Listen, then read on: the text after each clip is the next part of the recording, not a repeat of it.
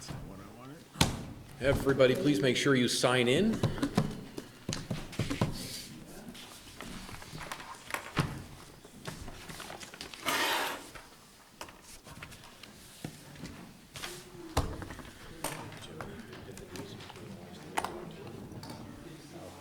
No, none.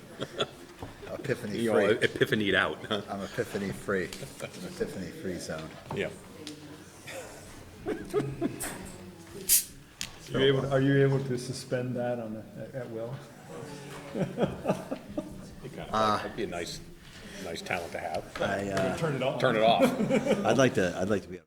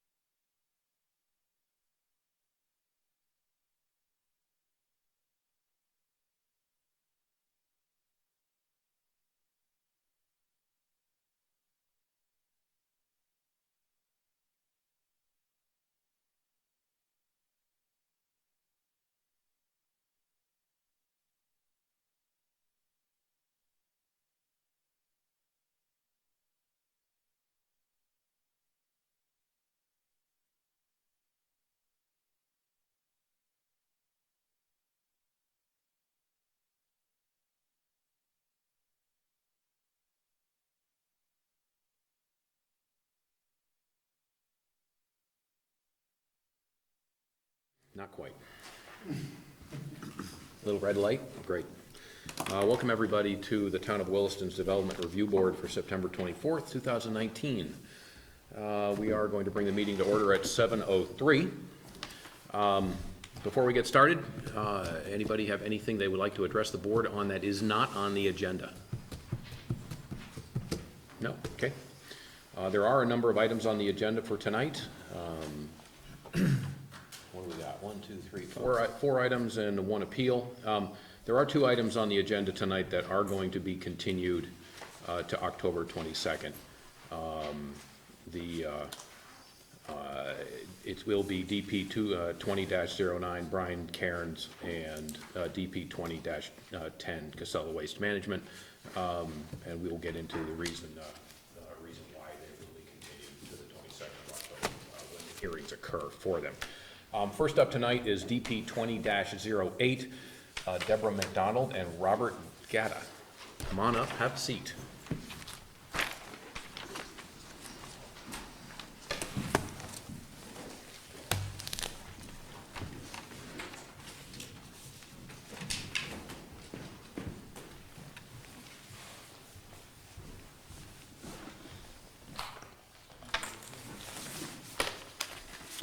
Okay, if you would,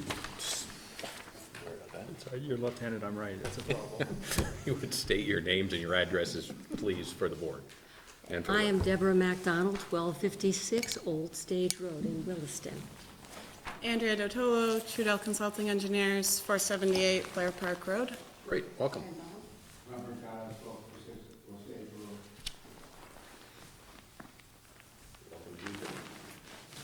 Thank you. Melinda.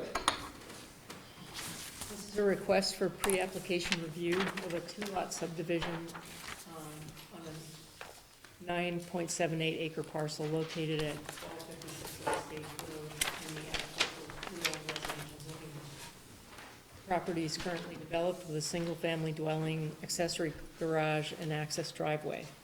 The proposed residential development will add 1 dwelling unit to the site for a total of 2 dwelling units.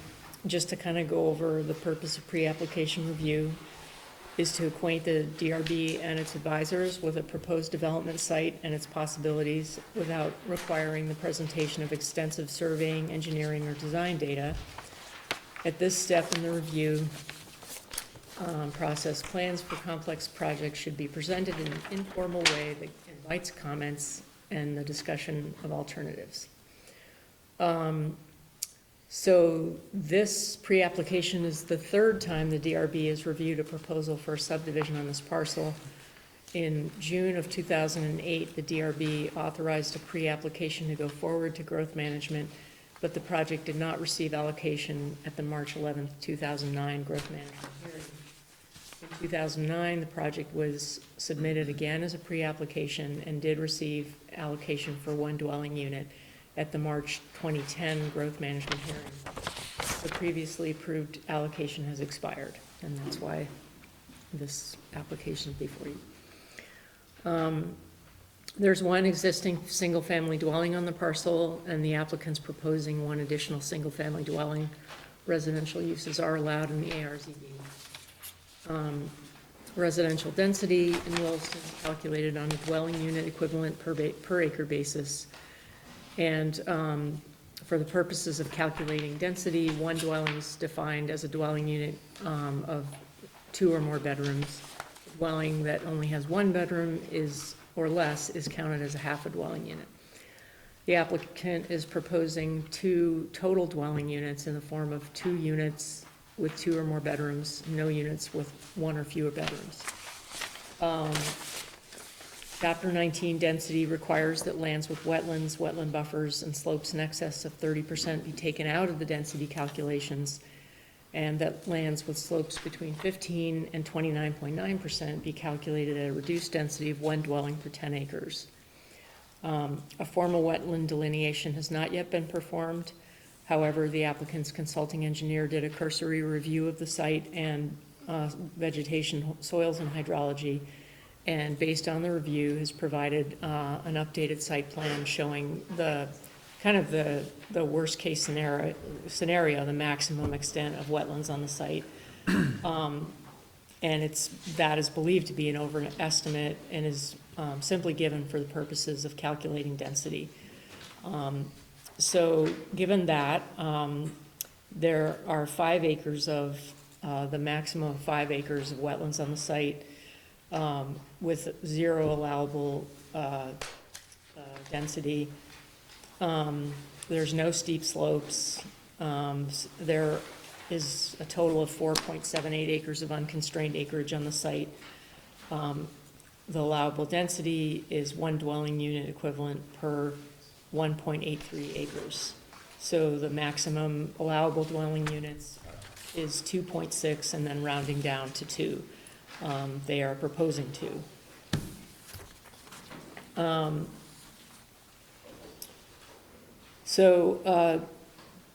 Williston Development Bylaw, Chapter 31, requires that for residential subdivisions 10.5 acres or greater, a minimum of 75% be set aside as permanently protected open space. This parcel is less than that. It's 9.7 acres, so thus it's not subject to that provision. For traffic, staff is not recommending the DRB require a traffic study for this project. Administrative permits for new single-family dwelling include a transportation impact fee. For access, Chapter 31 states that lots must have at least 40 feet of frontage on an existing or proposed public or private road or drive. The existing parcel has approximately 507 feet of frontage on Old Stage Road, and the proposed lot 1 will have approximately 283 feet of frontage. Proposed lot 2 will have 224 feet of frontage, meeting that requirement. A new driveway is proposed for lot 2, approximately 250 feet south along Old Stage Road from the existing driveway. This proposed access location is currently used as informal access on the property. The establishment of a new driveway will require an access permit issued by the Williston Department of Public Works. The Chapter 31 establishes property line setbacks. Front setback from a town highway is 50 feet. The side setback and the rear setbacks are 15 feet, and the proposed development appears to meet those requirements. There's a bit of flexibility in the buffering of residential developments in the ARZD. The bylaw simply states that ample buffers must be provided. And the DRB has discretion in determining the minimum width and what type of landscape buffer will be appropriate in a particular context. Side and rear setback of 15 feet has been applied to lots 1 and 2 for future development boundaries, and the applicant states that existing vegetation will be retained to the greatest extent feasible. The proposed dwelling unit will be located primarily within an existing cleared area. The proposed septic mound will be located within existing cleared areas to the greatest extent feasible. For water and wastewater, the existing home on the property is served by on-site wastewater system, as will be the proposed new home. The existing home is served by municipal water, and the proposed home will be served by a private drilled well. System design and state permits are not required at pre-application review phase. However, both the existing and proposed wastewater system has already been permitted under state permit WW4 302-30021. The proposed new home will be served by electric utilities via an underground connection to the existing above-ground power along Old Stage Road. There are no state-mapped Class 2 wetlands on the subject parcel. However, the applicant's engineer suspects there are wetlands on the property. Since this is the preliminary planning phase, a formal wetlands delineation is not required and has not been performed. A wetlands delineation is required to be included as part of an application for discretionary permit. The parcel is within a significant wildlife habitat area. And so the WDB 27571 states a requirement for all development located within the significant wildlife habitat area that a habitat disturbance assessment be prepared by qualified wildlife biologist or other professional accepted by the town prior to discretionary permit or administrative permit review. Since all the proposed development is outside the significant wildlife habitat area, staff is not recommending the habitat disturbance assessment be required, and rather, to avoid future impacts to the significant wildlife habitat area, a building envelope should be established that delineates the location on the property where structures are allowed. As far as trail easements go, there are no desired trail connections within the subject parcel, and the applicant is not proposing trails as part of this project. Growth management. WDB 11.2.1 states that one dwelling may be constructed on any undeveloped parcel that was and has continued to be in separate ownership since the town adopted its first growth management system in 1990. This parcel appears to have been established prior to 1990, so the growth management exemption applies, and the applicant retains the right for one dwelling unit on that parcel, and if so authorized, will proceed with a residential growth management allocation request for one additional dwelling unit. Residential growth management allocation is a competitive process. There is a possible exemption for minor subdivisions, of which this subdivision would be considered a minor subdivision should the DRB choose to exercise that exemption. Otherwise, it's a competitive process, and to obtain residential growth management allocation without obtaining an exemption, the project must receive a minimum score of 30 points. The project will be scored using the evaluation criteria for proposed residential subdivisions outside the sewer service area. And more information about growth management scoring criteria can be found in Williston Development Bylaw, Chapter 11, and staff is willing to provide guidance to applicants who have questions about the growth management process. No comment letters from the public were received by the Planning and Zoning Office at the time of mail out, September 19th. Department comments from Police, Fire, and Public Works. Police did not respond to our request for comments. Department of Public Works responded stating that an access permit will be required, and the Fire Department did not have any comments. Conservation Commission reviewed the application and made the following recommendations. Since all proposed development is outside a significant wildlife habitat area, a habitat disturbance assessment is not recommended. To avoid future impacts to a significant wildlife habitat area, a building envelope should be established that delineates the location on the property where structures are allowed. No structures are to be built outside of the building envelope. Number two, the discretionary permit application shall be accompanied by a completed runoff and erosion control checklist that shows how the applicant will comply with the guidance provided in the current edition of Vermont's low-risk site handbook for erosion prevention and erosion control, and sediment control, it should be. Low-risk developments must also comply with the standards outlined in Chapter 29. So staff is recommending that DRB authorize DP 2008 to proceed to growth management review in March of 2020 with some recommendations for you to consider. Thank you. What would you like to add? It is your turn. Thank you, Melinda. I would just like to describe the proposed development a little bit further. As Melinda stated, this is a 9.78 acre existing parcel. It is a fairly large parcel in comparison to those on this dead-end section of Old Sage Road. We are proposing to subdivide into two parcels, one 5.4 acre parcel, and the new parcel will be 4.3 acres. That parcel size is much like the existing parcels on the remainder of the road. Development is proposed close to Old Sage Road along the northwestern portion of the property.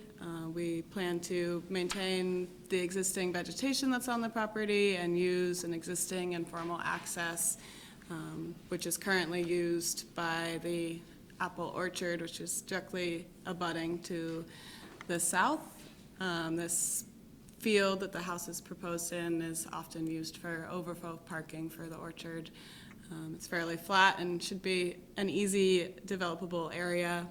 We are proposing a building envelope on the new lot.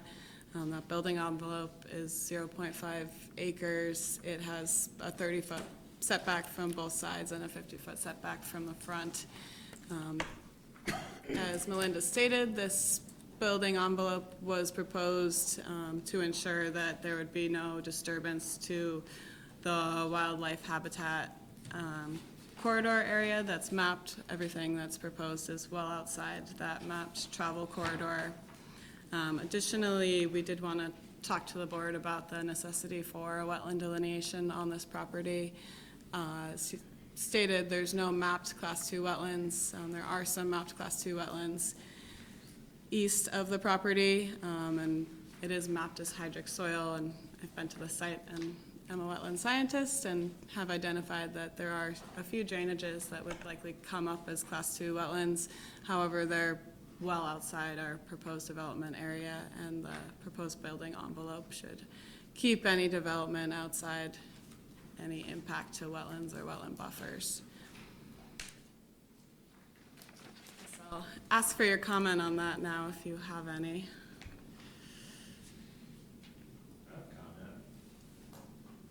You're not gonna, no one's gonna build back there, right?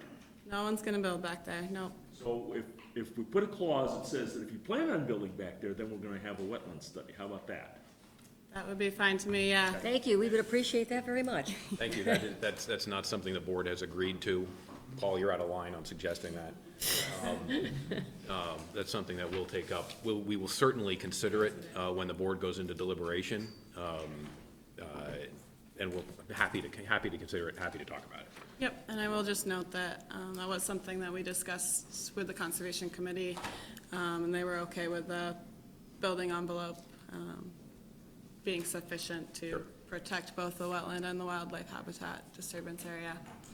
So you have your recommendations. As Melinda stated, there is an existing WW permit on the site, so both the existing property and the proposed development is fully permitted with the wastewater department. This layout is extremely similar to what has been previously proposed in 2008 and 2009. We will go ahead with getting that access permit from DPW, and I just wanted to note that there should only be 4 recommendations. I think that numbering got a little messed up in here. All right. Anything else? That's it. Questions from the board? I'm curious where the closest trail, I noticed that there was no trail even proposed. It says there's no desired connections. Seems like we reviewed something very close to this recently and required, across the street, and required a trail easement. So is that, can I just get a little bit more guidance on the town, by the town staff on? Yeah, there wasn't a connection near this parcel that was across the road, and the Conservation Commission looked at it and did not see, I don't know, they didn't have a desire to have a trail go through the parcel there, or they didn't see how it would connect with other town trails. So I think the trail was at the, in the utility, at the utility line. Yeah. Which is another 3 or 4 parcels. Several properties away from us. Let me ask the applicant, if there were a condition, if the board determined that that was something that was desirable, how would you feel about that? I think I would want it explained to me then how that would work. I'm not against having a trail access, but how would that work and affect my neighbors? Because, you know, if you look at the map, this is really what we're talking about, because there's already an existing house on that proposed lot 1. So really, we're just talking this little space right here, and then the trail to nowhere. So unfortunately, that's how the town obtains a lot of these piecemeal. Yeah, a little bit at a time. So- Yeah, I'm not against it. Yeah. Jill, are you thinking at the back end of the property? Or even potentially the front end. I'm not super familiar with where on Old Stage this is. I'm having a hard time. Do you know where Adam's Apple Okay. Orchard is? Yep. Okay, well, here's the orchard. Here's the overflow, but this is actually our side yard. Okay. This is what we're talking about. Right So next it's to the north. continuation of Old Stage. So here's the Mountain View is south Yep. of Here, that. yes. Yes, okay. So it's the continuation of Old Stage up that way. Okay. This way. Yeah, I Yep. don't know how a trail could go across the yards. The street is right here. Okay. I was envisioning this closer to the village. The trail connection is like 3 or 4 parcels to the north on Old Stage Road, and it's an east-west access from Ledgewood to, Yes, towards North Williston Road. yes. So it's running north of goes- this parcel. Yeah, I believe it runs through the utility, Under Velco's utility. yeah. Okay. But you are correct, there was that other subdivision on that larger parcel on the north end of Old Stage Road where that connection will link through Yes, on that east-west access. yes. Okay. Fair enough. Other questions? I'm just curious why you would put a well in instead of tapping into the municipal water. Yeah, so That's an the, excellent property. question. I'll respond to that because I can only understand what I was told initially, that a very small 2-inch pipe was put in, and maybe, I see that John Adams is here, and he might be able to speak to this too, because he was part of that. We weren't owners at the time, and that the pressure was only enough to feed the 5 houses that are getting water, and that was all that was there. That is my understanding. yeah, they're currently outside the mapped water service area ends at Mountain View. So the water service does not come up the road? Does not come up, no. Just a few houses that are served. Even with that nice new tank sitting right up there? No, and we didn't even get better pressure, so. Sir, you had a The water comes up to my house, and it goes private line from the south side of my property. It turns out, just so you're aware, that the pressure is extremely weak, okay? Okay, all right, Good point. and just At for at the, the time, my property was basically at the same elevation as the tank, and 4 houses got together and paid for the town to take over a line that went to my property. And then, once that was made to specification for you folks, then we put the private lines into the 4 other houses. for posterity's sake in the record, would you say your name and your address, please, sir? John Adams, I own the orchard at 1168 Old Stage Road. Thank you. Now that we got that locked in. All right, okay. So could you point out more or less where the wildlife habitat line is that we're Yep. assured that we're not encroaching upon? Yeah, and if you, the Wilson overlay map, it's the large black hatched, square hatched area. But the wildlife habitat area comes up like this and then circles around the house. And then as far as my wetland line, based on the topography and soils out there, I don't believe that the wetlands go past the 550 contour line. And I'm not saying that this entire area is wetland, but I would say that there's no wetlands outside this box that was my 5-acre max. I'm sure there's no wildlife there in the orchard. 6-year-old kids. Any other questions from the board? Any questions from the audience, comments from the audience on this, Okay. Thank you for coming. Thank you for your consideration. We're gonna close DP 20-08 McDonald and Gaddis subdivision at 7:27. Appreciate it. And after, because I know I knew we had somebody else after us. We had supposed to. Yeah, so now we just sit the new year. Yep, so you'll get some comments. Especially the fact that they're not even gonna build there. I like your suggestion, actually. I like requiring them to build it in the envelope. I mean, I'd be like sitting there Oh, saying, yeah. It's okay. 60 car, that's no problem, yeah, we We would gave them away. make that all the It's all right. It's not a problem. It's a surprise to me. Interesting, why? We'll see what they say. Like, if you, Yeah, but I don't know, I don't quite believe it. all this oh, wouldn't they have told us? of water, I would think so. 40% of this road.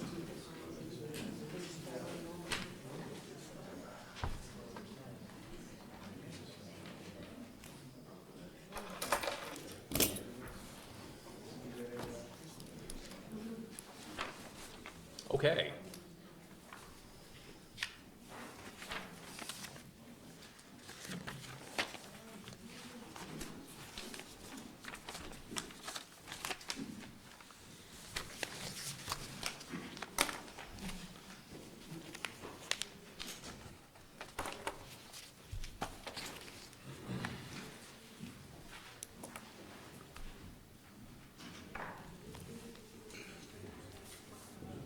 All right. Next up is DP 20-09, Brian Cairns, requesting a discretionary permit for 323 Industrial Ave. We're going to open the hearing at 7:30. So I made a comment at the beginning of the hearing that we were going to continue two hearings. Yours, DP 20-09 and DP 20-10 to October 22nd. The reason for the continuance is because the board did not receive a elevation of the proposed projects, either one. Now I'm seeing one here on the board, but that is the first that we have seen of it. It was not provided to the board through the initial submission, nor did we get one from Casella. So we'll talk about that one separately. We're not here to talk about Casella yet. The board would like the opportunity to review the elevation, and that's the reason for the continuation until October 22nd. So we're still gonna have the hearing. It'll give you an opportunity to get that to the staff, and they will in turn distribute it to the board for that hearing. So, okay? Yep. All right, great. So, Emily. This is a request for a discretionary permit to reconstruct a 70 by 45 portion of an existing building located at 323 Industrial Ave. The property is currently developed with Vermont Home and Marine on the western half and the Champlain Oil Fueling Station on the eastern half. Project history. This is the first time the DRB is reviewing this request. Previous development on the parcel was approved as follows. Site plan and conditional use permit in 2005 to construct the fleet fueling facility. Findings of fact. Proposed use. The applicant proposes to maintain the existing use. Boat sales and servicing are categorized under NAICS 441 and allowed use in Table 36A. Proposed structure. The applicant proposes to construct a 3,150 square foot, approximately 70 feet by 45 foot addition on an existing slab. The structure collapsed earlier this year. It will continue to be used for storage. The proposed structure will be 80 square feet smaller than the previous structure. The proposed structure is below the 36-foot height limit. Access. No changes to access are proposed. The development has 2 existing curb cuts on Industrial Ave and a service access curb cut on Avenue B. Setbacks. Per Chapter 36, the setback from the road is 35 feet. Portions of the paved area along Industrial Avenue are existing non-conforming and located within the setback. Landscaping. The existing landscaping is shown on the site plan. The subject parcel is adjacent to 3 public ways and 1 heavy commercial industrial parcel. The northern boundary does not comply with the landscape buffer requirements. A few trees are shown along the northern boundary, the same as the landscape buffer as approved under Site Plan 0512. The DRB must decide if the development proposed must meet the landscaping standard. A 9-foot type 3 buffer would be most feasible and could be reduced by a fence. What follows is the landscape buffer table and their definitions. Staff will note that that landscaping buffer is also existing non-conforming, and no changes are being proposed at this time. Street trees. Street trees are existing and shown on the site plan in compliance with Chapter 26. Outdoor sales and storage are existing on the site as seen in the applicant's photos and aerial image below, but it is not shown on the site plan. Vermont Home and Marine sells new and used boats and provides boat repair maintenance services. For Chapter 36.7, excerpted below, outdoor sales are allowed in the front yard, but not outdoor storage. Boats are parked on the paved area in the front yard between the building and Industrial Ave. Some of this area encroaches on the front yard setback. The red line in the photo is the approximate location of the 35-foot setback. Due to printing in black and white, bonus points if you can locate it. But if you look between 4 boats over, there's a little indentation. So that's some of that existing non-conforming pavement that's been on the site. The DRB must decide if the development activity proposed, replacing a structure on an existing slab, warrants the removal of the existing storage and/or sales from the setback. Final plans must designate all outdoor storage and sales areas. The DRB may decide to draft a condition of approval. Traffic and parking. The reconstructed building will be used for storage. No increase in employees or activity are proposed. The project does not generate a requirement for additional parking or a traffic study. Outdoor lighting. Outdoor lighting is proposed and a lighting plan is provided. The lighting plan must be modified for final plans in compliance with Chapter 24. For example, maximum illumination is 5-foot candles, whereas the plan shows a hot spot of 12-foot candles. What follows is the outdoor lighting table. Staff has identified unknown components that will need to be shown at final plans.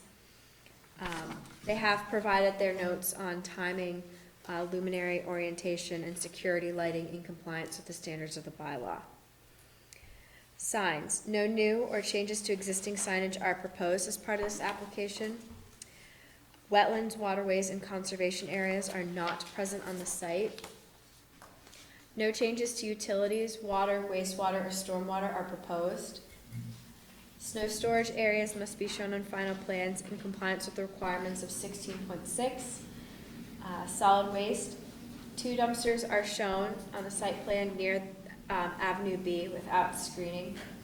Final plans must identify screening, such as a 6-foot tall wall or fence, as well as a concrete slab in compliance with 16.7. And lastly, this project is not subject to design review. It is in the IZDW on Industrial Road, where a design review is not required. Comments from Police, Fire, and Public Works. Public Works had no comments. Police Department did not respond. The Fire Department submitted a memo on August 28th. It's copied here. Most are standard building signage access requirements. Public comment. No comment letters or emails were received at the time of packet mail out. Staff recommended action. Staff recommends approval of this discretionary permit. Staff will review final plans for compliance with the DRB conditions, but the DRB can also choose to retain final plan review by modifying the motion. Final plans must address the following: designate outdoor storage and sales on the site plan, lighting in compliance with Chapter 24, dumpster enclosure in compliance with Chapter 16, and snow storage as required by Chapter 16 as well. Additionally, the board has decided to continue this hearing for elevations. And the board must also decide if a condition of approval is necessary for the landscape buffer along the northern parcel boundary, if boat parking in the front yard and front yard setback is outdoor sales or storage, and lastly, if it can remain as existing or if it must be modified. What follows are standard conclusions and conditions of approval. Thank you. Thank you, Emily. Have you read the staff notes? I have read the staff notes. There's a lot here. Yes, Yes. bigger than the last one. So, there's a lot to go over. I'm assuming you're Brian? I am Brian, yes. No, I did not ask for you to state your name. Brian Cairns. You state your Yep. name as well. So if you would do that for the record, please. Yes, Brian Cairns. You get to as well. Yep, Andrea DeTolo, Chudell Consulting Engineers, 478 Blair Park Road. So it would probably have been better if your building did not fall down. It would have. The roof was, didn't take the snow load, so, Yeah. yeah. So Andrea, why don't you start? There is a fair amount here that staff has identified. Yep. Identified with the property. The chair will note that it's his opinion that, this has been a free-for-all location for a long time, good or bad. And this is the town's opportunity to try and help you and the town bring it closer to compliance. So I know you probably don't want to hear that, but that's kind I of, understand. that's kind of the process we're in. I understand. It's a specific user, in the boat sales, service, boats are coming and going all the I time. think the board understands that. Yeah, all that stuff. So I understand the board's opinion on that, yep. Okay, good. Andrea? Yep, I'm just gonna flip this over to our site plan. And I didn't realize that you guys did not have a building elevation drawing, so I apologize for that.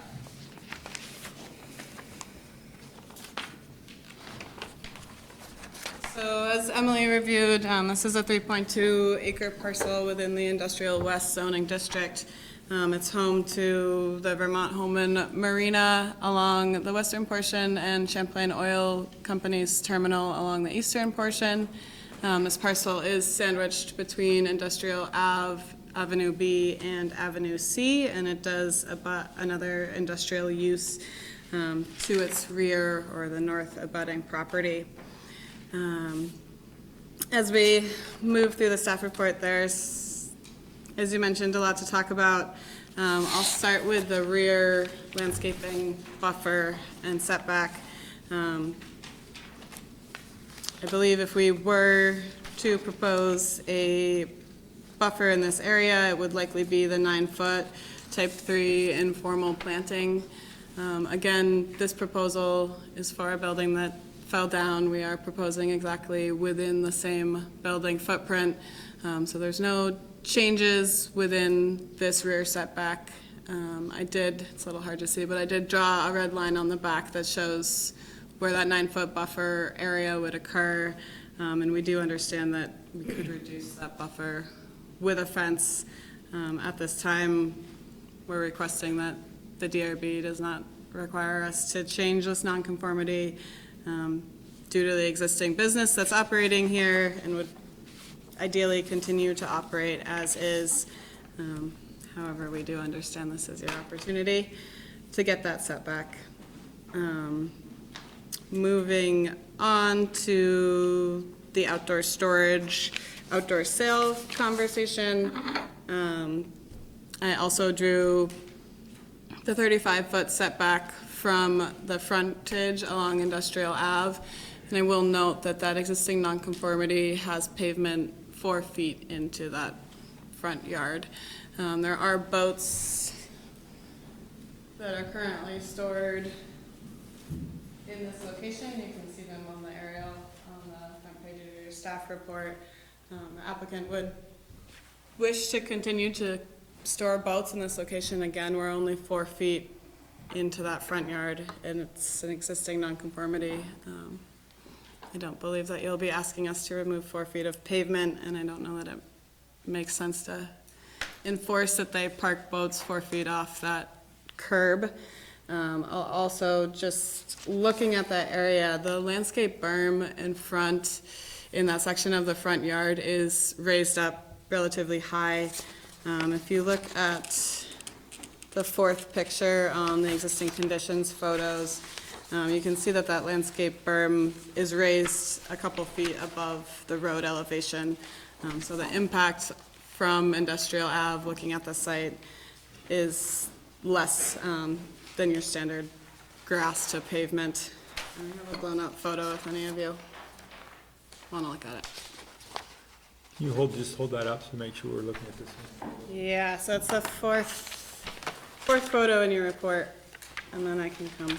Oh, I got 3 on the first page and 2 on the next. Sorry, fifth photo.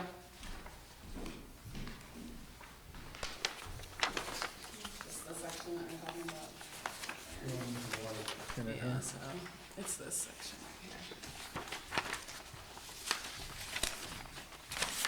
right here. We do not have that picture in our packet. That picture is not in your packet. It's, these pictures are combined to be panoramic, but the panoramic view looking northeasterly shows the raised landscape berm on the right side.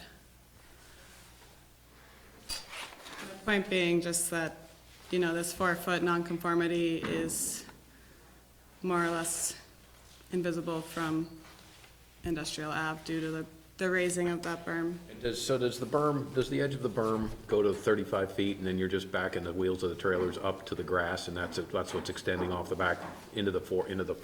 Yes. That's what I'm getting out of this? Okay. All right. Okay. Comments or questions from the board on that topic?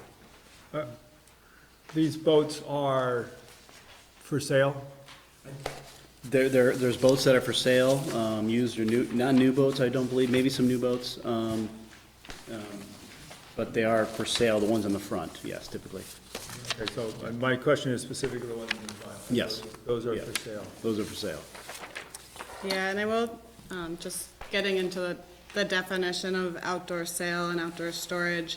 Per the bylaw, the definition of outdoor sale reads, it includes the outdoor, not under a roof and within 3 walls, the display of merchandise or any other item for service or sale. Typical outdoor sales includes automobiles and other vehicles and nursery plants.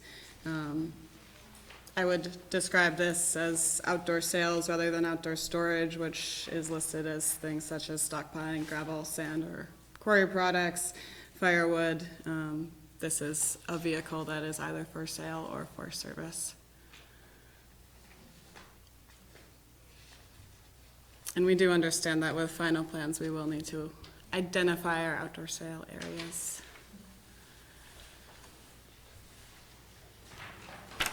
There appear in the aerial photo to be boats parked on the adjacent parcel. And then I will just note that that is our tax map parcel. That boundary is not specific. Are you talking about in the rear, sir? Okay, yes. Yeah, in the screenshot, when the tax map is overlaid on satellite imagery, very rarely is it correct. So the boats do appear to be over the parcel boundary on Yes, the. I'd like an accurate map that shows the property line in relation to where those boats are being sold. Yeah, and again, for our final plans, we do understand that we need to identify our outdoor sale areas. So for the final plan, we can include an aerial on our Let me jump in surveyed as well. parcel. Yeah. Let me jump in as well. The site plan that you provided us, I assume this is the old site plan from when this was a garden center? It is. So, And I will note that the landscaping was updated. We did not redo a survey on this property. so I think probably the first place to start, seeing as how we're, it seems like a little all over the place here, is that you're gonna be submitting a building elevation. You're gonna need to submit a updated site plan. You know, and this, Brian, how far back does this go? Well, Vermont Home and Marine's been there a long time. It has been, it has been. So the portion of where it says grass and to the right of the building, retail store, that is just parking lot. And that's where they, obviously, you can see in the aerial, that's where they store the boats. It was that prior, I guess. So we're gonna wanna see boat storage. Yeah, Right, yeah. Yeah, I'd just- like to see a site just plan. gravel. We're gonna, you know, Just we're gonna gravel need- right now, we're right. Right, boat storage, screened refuse, for sale, product, listed as well.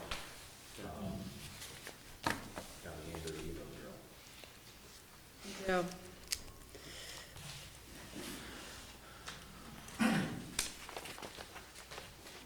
If I could give you an idea of, you know, you can also use this time to tighten up your setbacks and.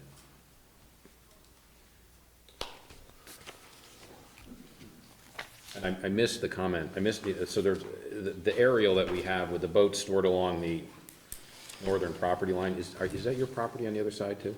We own both parcels, yes. Own We- both parcels. We lease Home Marine and we lease to Global Partners. All right, well, we are talking about this parcel only, not the one to the north. Comments from the board? Only to reiterate what you said, which is I'd like to see a site plan for a boat sales business and not for a garden sale. Yeah, we can just designate that front area, sure. And I, Okay, moving on. all right, the lighting, Outdoor lighting, outdoor lighting, yes. Just- so you can update that, you know, I don't know, you can Yep, through it, but and there's a couple things going on with that lighting plan. I will just state first off that the maximum point, the 12-foot candles, that is an error. That's a maximum point that's actually within the light structure. It should have been masked on that review, but it wasn't. Our true maximum foot candles is 7.4. I do understand that that's still over the maximum illumination. We will be revising the lighting plan. We can provide fixtures that have a lower wattage and can easily be below our 5.0 foot candle maximum. I did want to discuss with you the lighting plan as to whether we need to comply just for the new proposed lights or the entire site.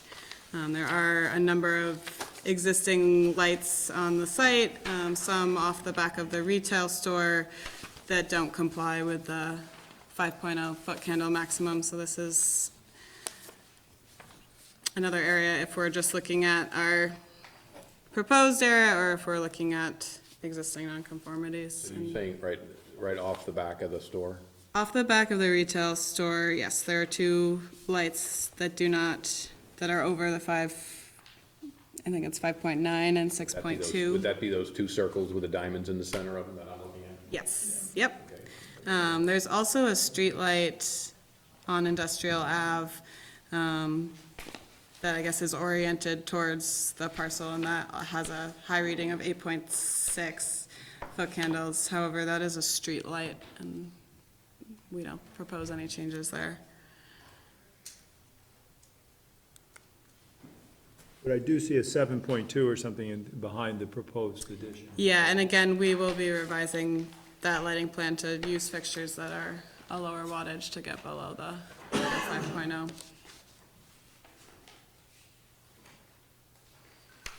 That 8.6 on the street lamp right by your main entrance, is that a, I assume that's your,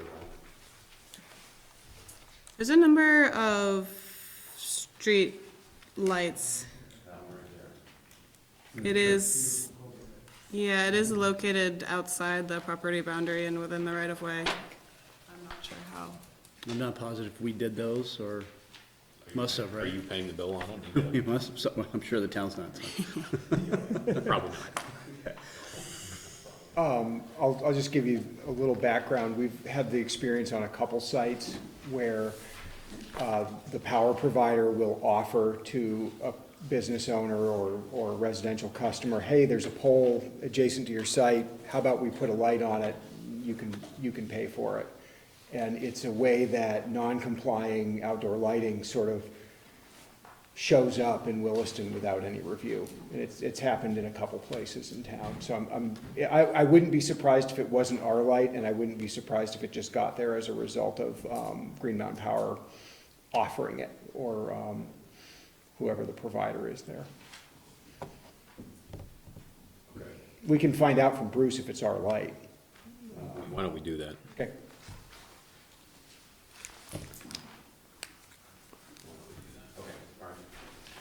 Also, on the site plan, just again for a consideration of whether we're looking at full site-wide compliance or just compliance on what's currently proposed.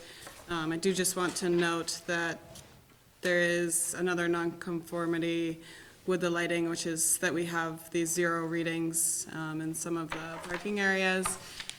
Per the bylaw, that uniformity ratio of 20:1 would require that we have the parking fully lit, which would mean adding lights along the front section of the property. Right here. Great. Questions or comments from the board?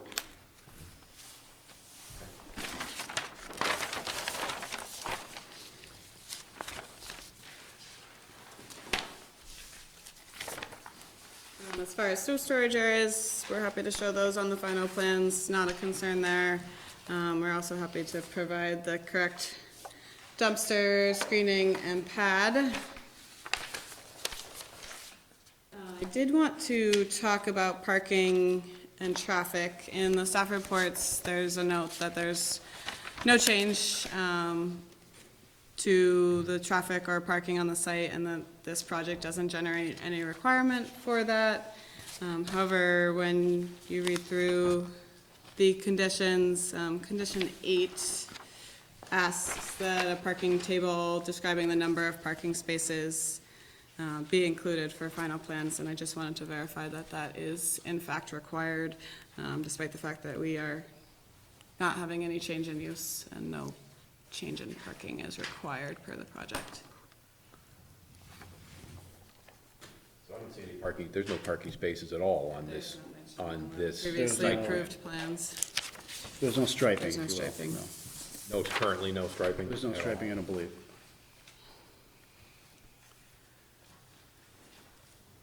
You must park somewhere, though. But they do park in front of the office space, which is the small structure in between the two larger ones, or the one we propose and the larger one. And then the rear is where probably staff parks.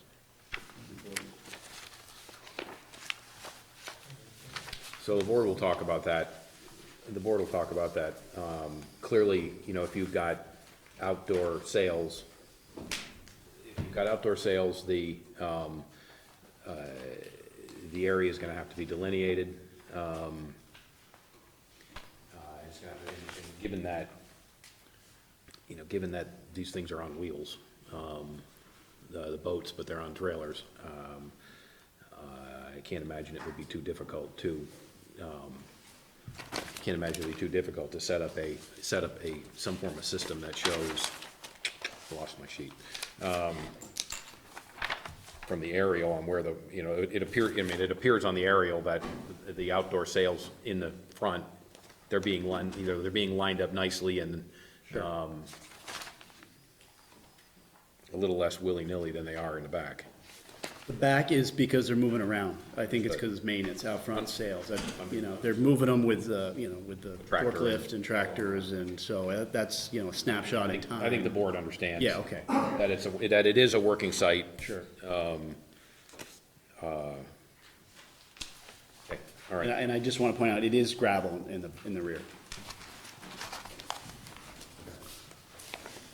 So you can point that out on the, See that on the site plan. I guess it's on ortho, there. it is gravel on there as well. on the rear part. Yeah, there's a line. There is some maybe pavement here, but let's go. Questions for the board? I'd like to just understand, it sounds like from what you've said, that you're looking to take advantage of some of the existing non-conforming sort of status of this property. And so I just want to understand, when was the building destroyed? Is it what's there right now? Is there anything operational right now? So the structure previously was it was an old garden center, going back to, I think, Garner Supply, and they used it for boat storage in the wintertime. And it had a plastic roof, if you will, for like a garden center would have. The snow on top of that, eventually it caved it in. We took the structure away, it was like in February, I think, January, February of this past winter. And right now, it's just the slab, the cement slab. So the And structure was They're parking removed, boats on it, but this is just a slab. the structure was removed in February of 2019. Yeah, this past winter, yep. Somewhere in there, I don't know if it's exactly February, but it's Okay, around there. that's fine. I assume that there are some provisions in the bylaw that deal with existing non-conforming structures and what happens in the event of destruction. Yeah, if something's destroyed, you get a year So to put it we're back the way it within the was. year. Yeah, so, and what we usually mean by non-conforming structure is it's taller than the bylaw allows, or it's closer to a required setback than the bylaw allows. Is that 1 year to complete the construction or 1 year to start the construction? 1 year to get a permit. I believe that's correct, yeah. Thank you. And so then, some of the leniencies that they're looking for in terms of setbacks, and is that something that's contemplated by the bylaw? So the matter before you involves a site that has a number of existing nonconformities in terms of the way things are placed on the site. Typically, when the board has done a site plan review for anything that rises to the level of needing to come before the DRB, there's some addressing of, well, what are the nonconformities on the site? What's the magnitude of what's being proposed? And some attempt by the board is made to balance those two things. In other words, just because you're sort of touching the site doesn't always mean you have to fix every single nonconformity on the site. But if you're doing a substantial amount of work, you may need to fix a substantial amount of the nonconformity. And it's been a judgment call by the board over the years that we've staffed you folks, how much of that to do. So from the staff perspective, what we try to do is catalog as much of that as we can so we can get it all written down, make a decision, and then we can also call back to that decision the next time something's proposed and say, well, here's what we took care of last time, here's what we might do going forward.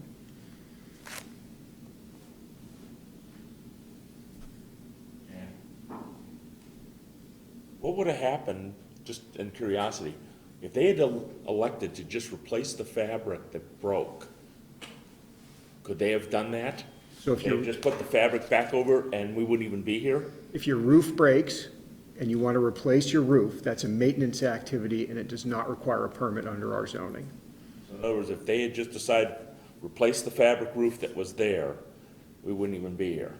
Yeah, I mean, under some circumstances, if you have a simple structure and that structure is completely destroyed and you're going to replace it with the exact same thing, you may not need a permit for that, under the theory that it's essentially a maintenance activity.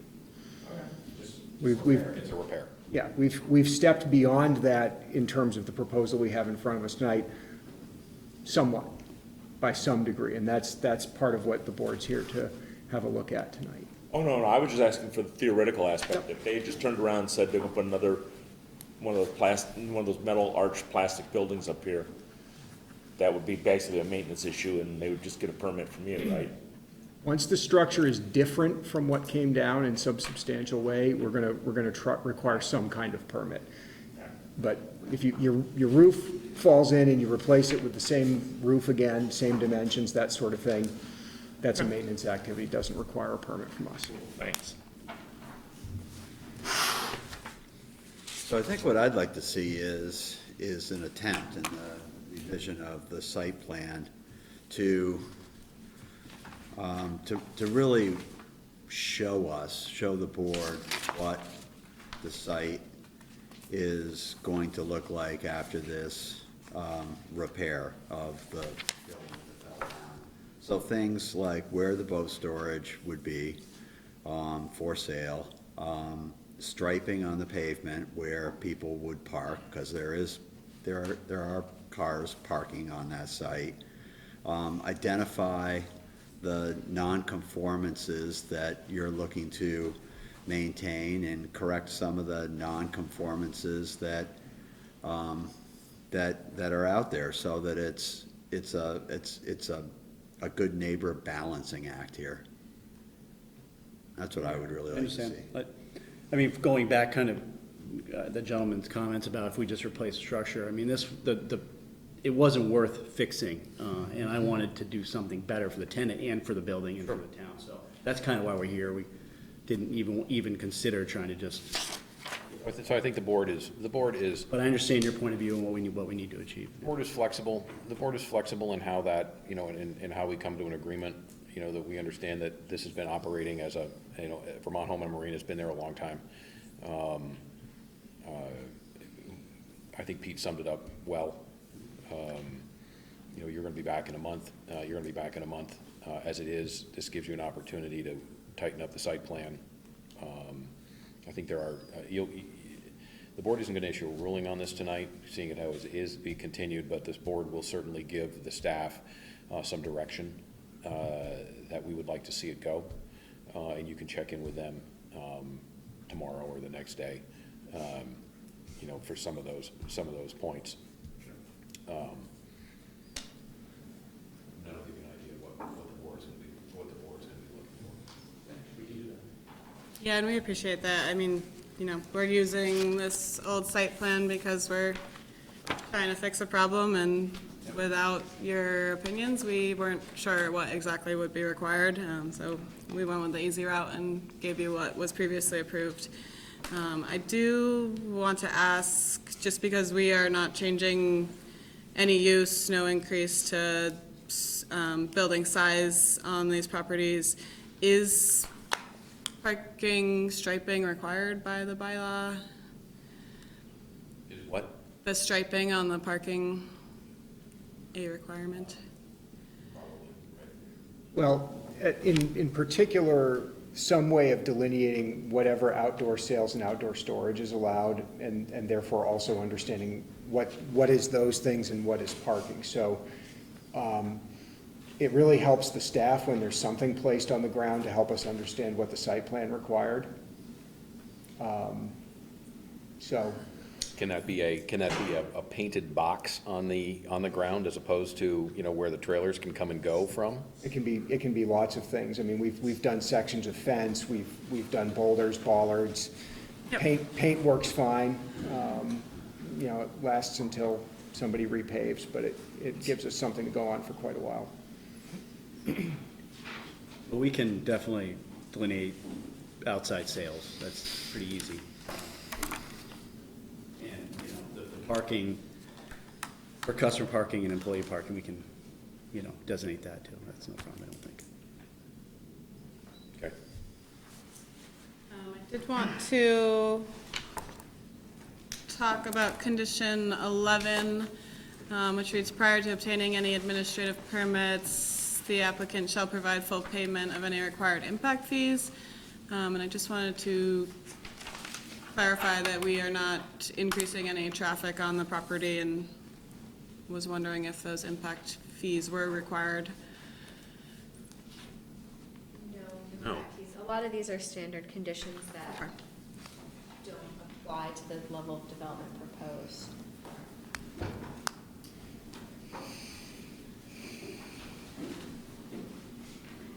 You're going to have a building permit, and there will be a fee assessed for that. Yes. Of course. Yep. But no traffic impact fee. Any other questions on the conditions that are as written?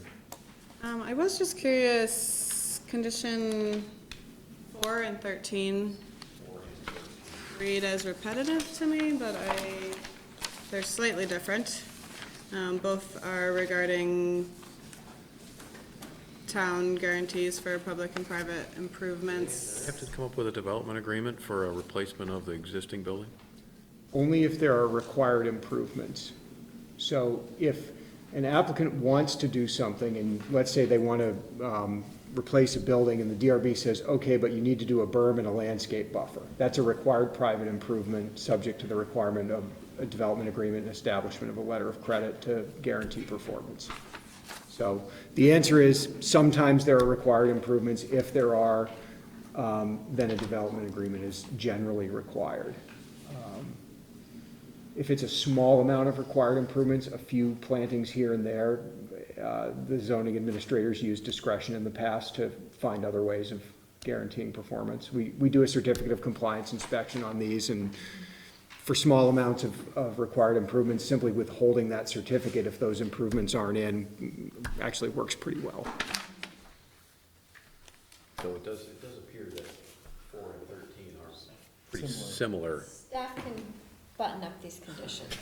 Belt and suspenders, Scott. What's that? It's belt and suspenders. Got it. Okay. You heard it here, the staff will tighten this up. Beautiful. Any other questions on that? Any other questions from the board? No. See just how close Any questions from the audience? One last time? All set? What's that? Thank you. Thank you. Thank you. Thanks for coming. Get to the right page here. DP 20-09 Vermont Home and Marine, and the discretionary permit. Shall be continued October 22nd.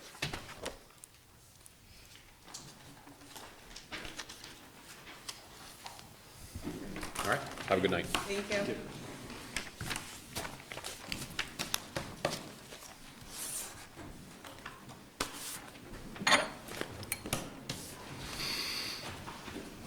Okay, next up is DP 10-20 Casella Waste Management.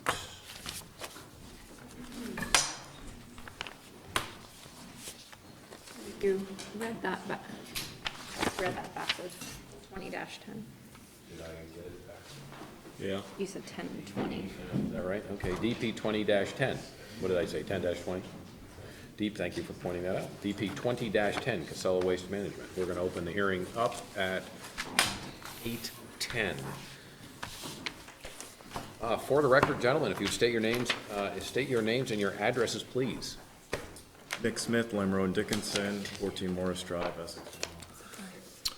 John Gay, Casella Waste Management, 1855 Vermont Route 100, Hyde Park.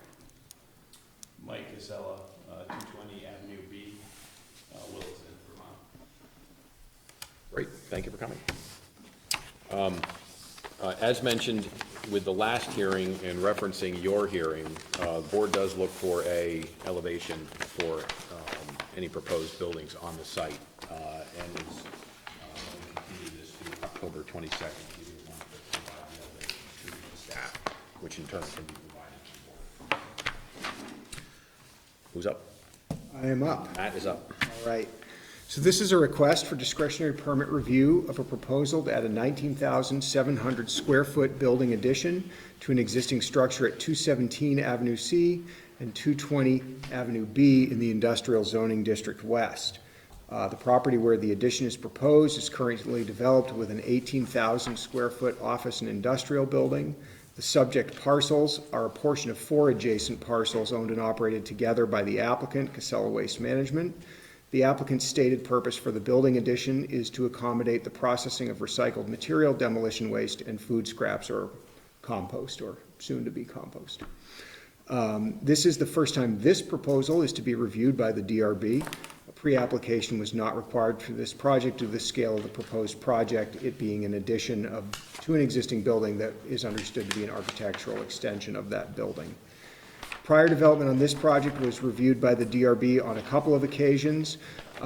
Back when the Williston Unified Development Bylaws allowed for conditional uses in 2004, the DRB approved a conditional use to allow the use of the building at 217 Avenue C for waste materials processing. And in 2010, the DRB approved DP 1043, allowing for the addition of natural gas fueling stations for garbage trucks on the site. And that approval was amended in 2011 by the DRB to allow for additional natural gas fueling stations at 333 Avenue C, adjacent to the subject parcels. And I'll let the applicants sort of orient you to that stuff on the site, but that's the approval track here. We see the existing use on the property as waste management. That's North America Industry Classification Code 5621. Those are all allowed uses in the Industrial Zoning District West, and no change in use is proposed. The new structure is a 19,000 square foot building addition onto the building at 217 Avenue C. There's site work associated with that. You'll see grading and paving, reconfiguration of the landscaping, and other site work related to stormwater management and drainage management on the site proposed and associated with the addition.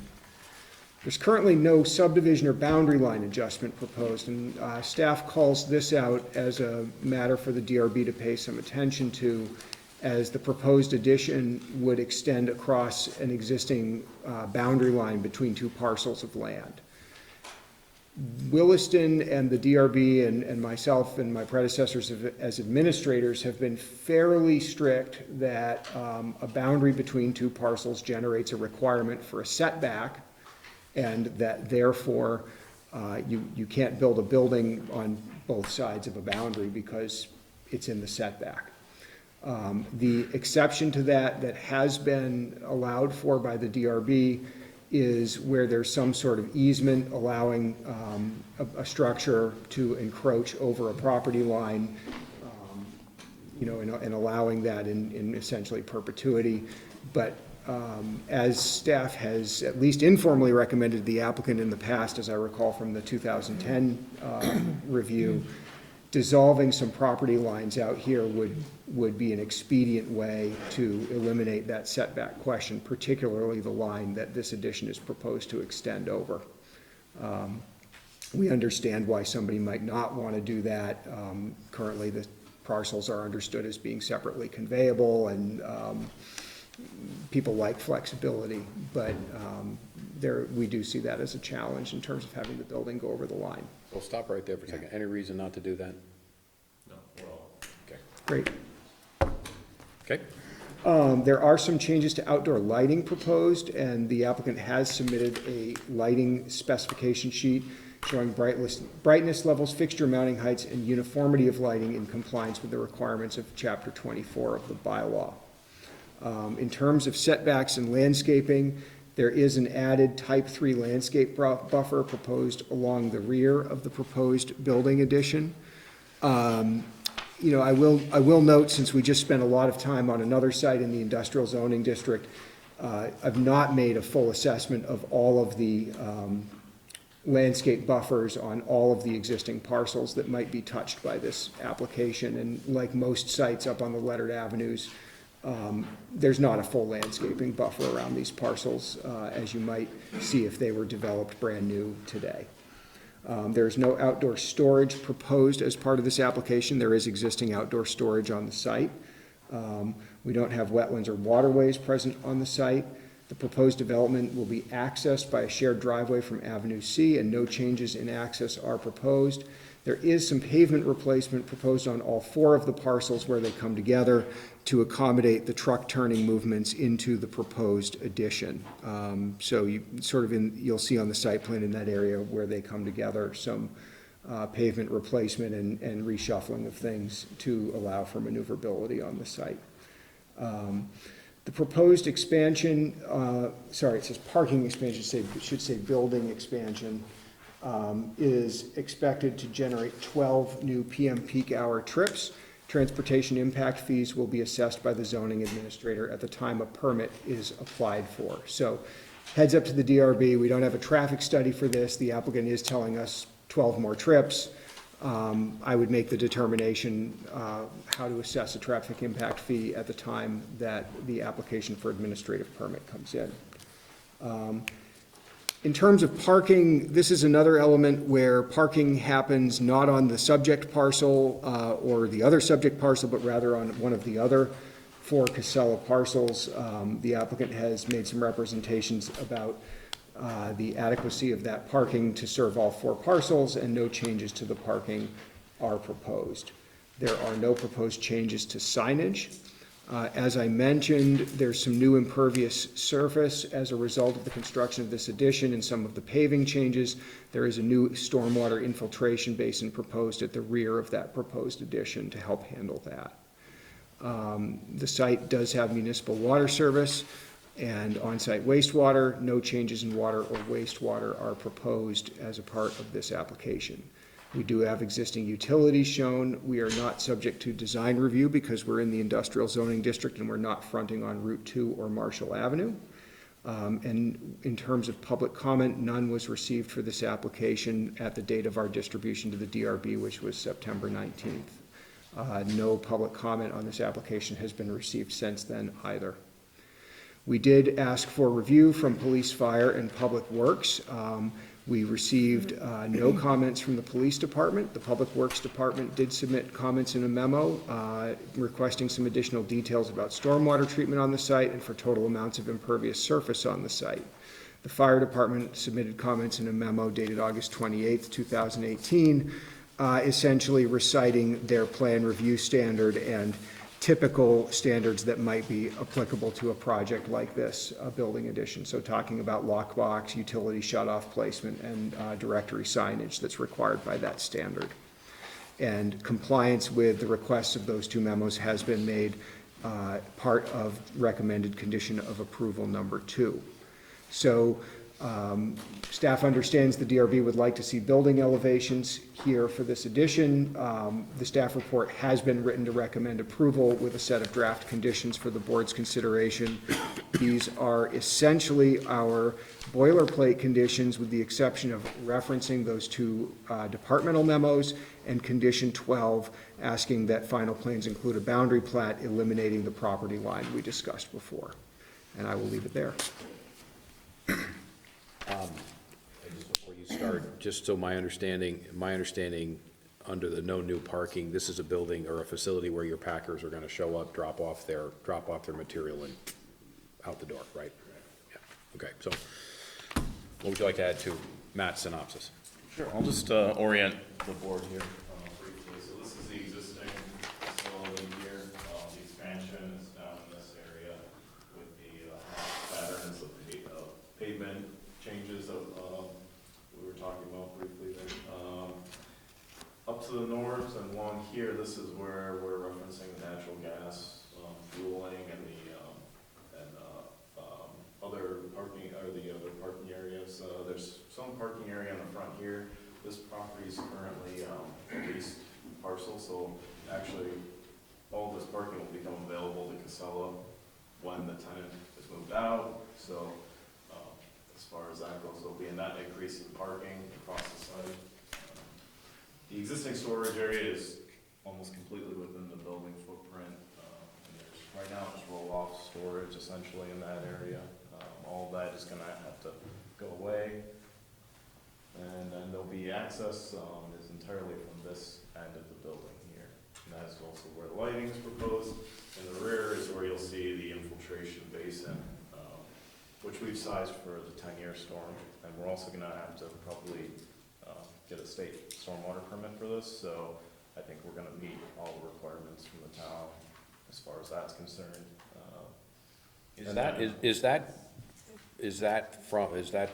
catch basin from for exterior water only coming off the roof, coming off the site?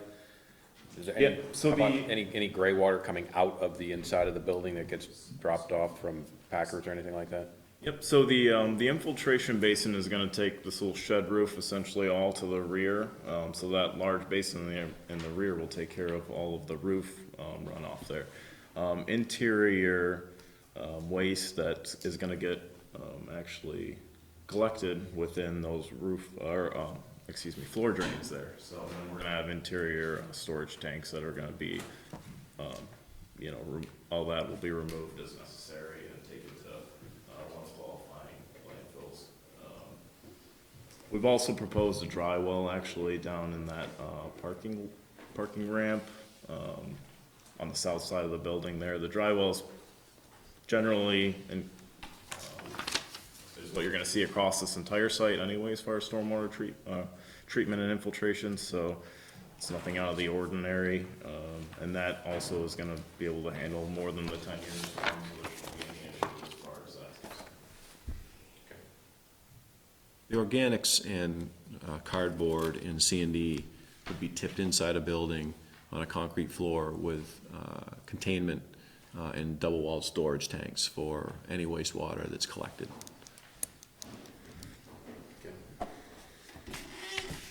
Questions from the board?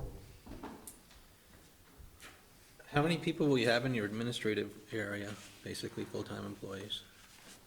So this would not be in an administrative area, this would be processing area, and there would be, I would say probably 2 attendants at the organics processing area, and there'd be an equipment loader operator managing the construction and demolition debris, and probably 1 attendant with a cardboard, maybe 4, 5.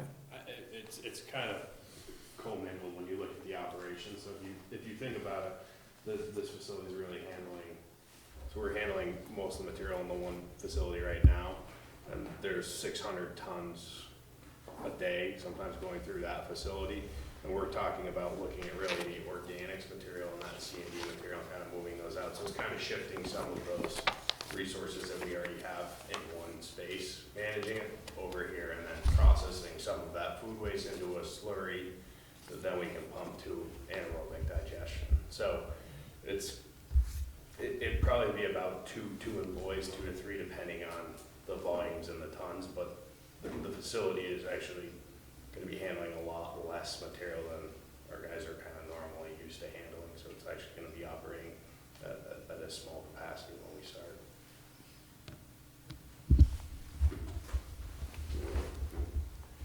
You described this as being, the proposed addition would be for processing recycled material, demolition of waste, and food scraps. Are you currently doing all of those things? We are currently not doing food waste processing on our site. Okay, so food waste is additional. Is that the composting? It's composting, yeah, compost material. And it's packaged compost material as well, is what we're really looking at. So if you look at like grocery stores, and then it has like heads of lettuce, other things that, you know, it's a lot of weight and a lot of food product in there, but they're wrapped in cellophane or other packaging. They can't be composted at a compost facility. So you have to separate the packaging from the food. And what we would do is we'd put it into a process. It's a turbo separator. And they basically beats up the food waste, gets it out into a liquid slurry. And then we pump that into tankers and tank that to an anaerobic digester. So. And either try to recycle the container, or if we can't recycle it, it'd be managed as waste. I'm gonna switch gears for 2 seconds just to traffic, and then we can get off of traffic. But will anybody from the public be coming to the site to drop off their composting or anything like that? This is gonna be all from your trucks and...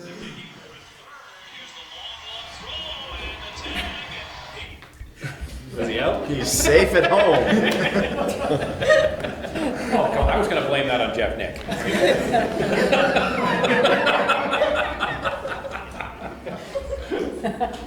So yeah, this will be just our trucks currently. And in some sense, it's actually redirecting some of the material that we're already receiving at our site. So if you think about it, some of the grocery stores, most of the lettuce and other products are already mixed into our containers because they can't get the food waste from the packaging. So technically it's just going as waste. This will now let us be able to process it and reuse it. So it's not a public No. space in any way. Now, will all of the processing be handled inside the structure, or will there be anything happening outside the structure? It'll be all inside. So we're not gonna have any big recycling bins or anything outside the structure? No.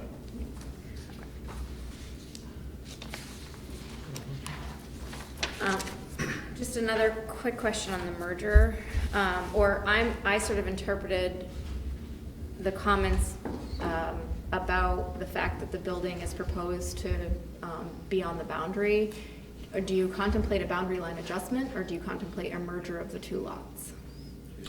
Probably just dissolve, I would assume, Yeah. would be easiest. There's not a lot of area to really adjust that correctly. So we own 4 rectangular parcels, Okay. all contiguous to one another. I suspect we'll dissolve the 2 interior crossing parcels and just have one. The entire site will be. There's an opportunity to bring all 4 possibly into one, depending upon, you know, what we discuss. But certainly that, the one that's straddling the building, that will definitely be likely dissolved. Okay, so you wouldn't object to a condition or some discussion of that? I think it's a condition already, maybe number 12 or. Yep. Okay, and then I guess I would want to know the basis for your determination that, that this new construction would only generate 12 new trip-ins, thank you. So that actually, I mean, this is just going off of the 10th edition for trip generation. Based on the area of expansion, it all takes into account is the square footage of an industrial use. In this case, it may actually be quite less, and we may look into that in the future here, just because, like, you know, like we were talking about, these vehicles really are already coming to the site as is, and they're just separating the waste material essentially into a different location. So it's something we're going to look a little bit farther into, and it actually will likely be decreasing from what I understand at least. We think that's very conservative. The materials we're managing are coming back to the site. Most of the materials we're managing are coming back to the site anyways. Rather than going to the transfer station, they're going to go to this proposed building. So we might look at the numbers, it might even be less. Okay, and there's no existing or prior traffic study that would look at what you're currently generating for vehicle trip-ins? No. Okay.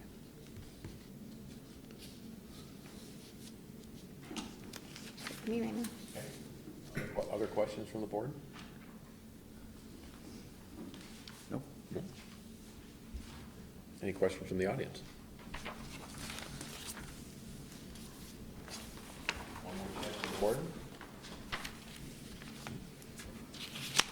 Anything else you want to add?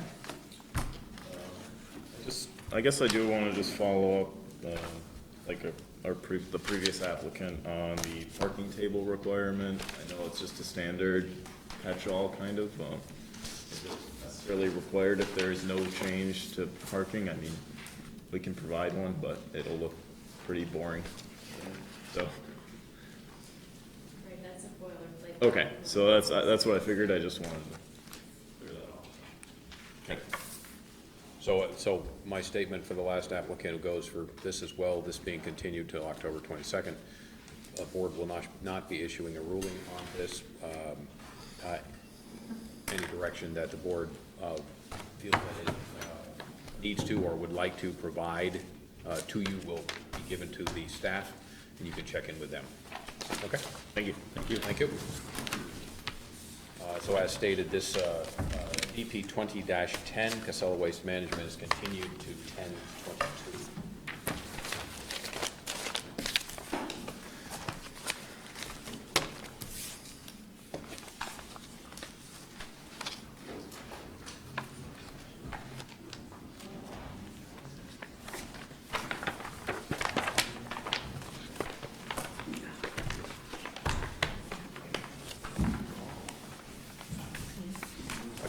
One of our board members. Has everybody signed in? If you haven't, if I see how some people who came in late, if you have not signed in, thank you, Mike. If you have not signed in, please do so.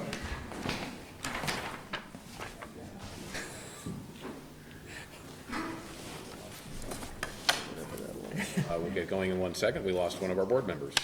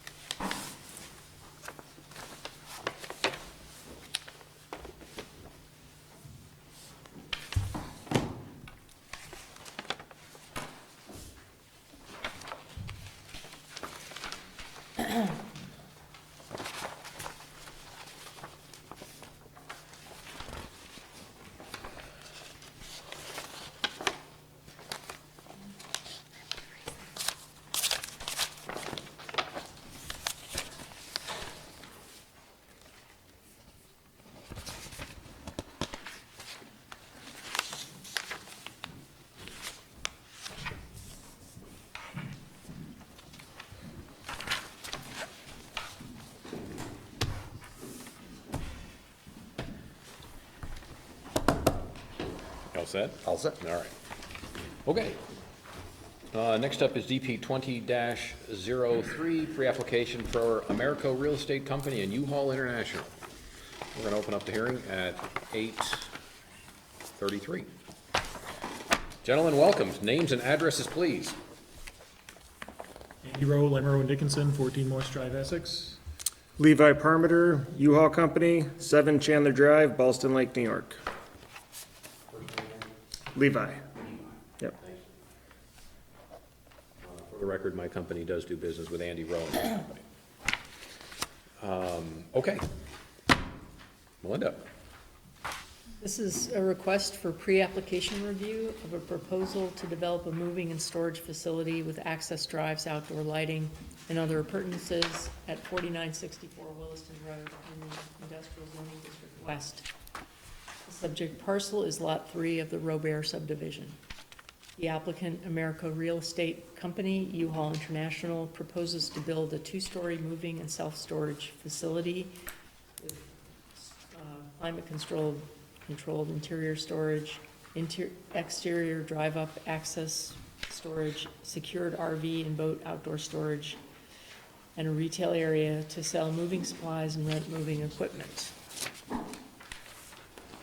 This is the pre-application phase of review, the purpose of which is to acquaint the DRB and its advisors with a proposed development site without requiring presentation of extensive surveying, engineering, and design data. The plans should be presented in an informal way and that invites comment and discussion of alternatives. And pre-application is a basis for discussion. It's neither approved nor rejected and creates no vested rights. The DRB will adopt written recommendations that should be reflected in the application for discretionary permit. The DRB may also require that certain information be included in the application for discretionary permit.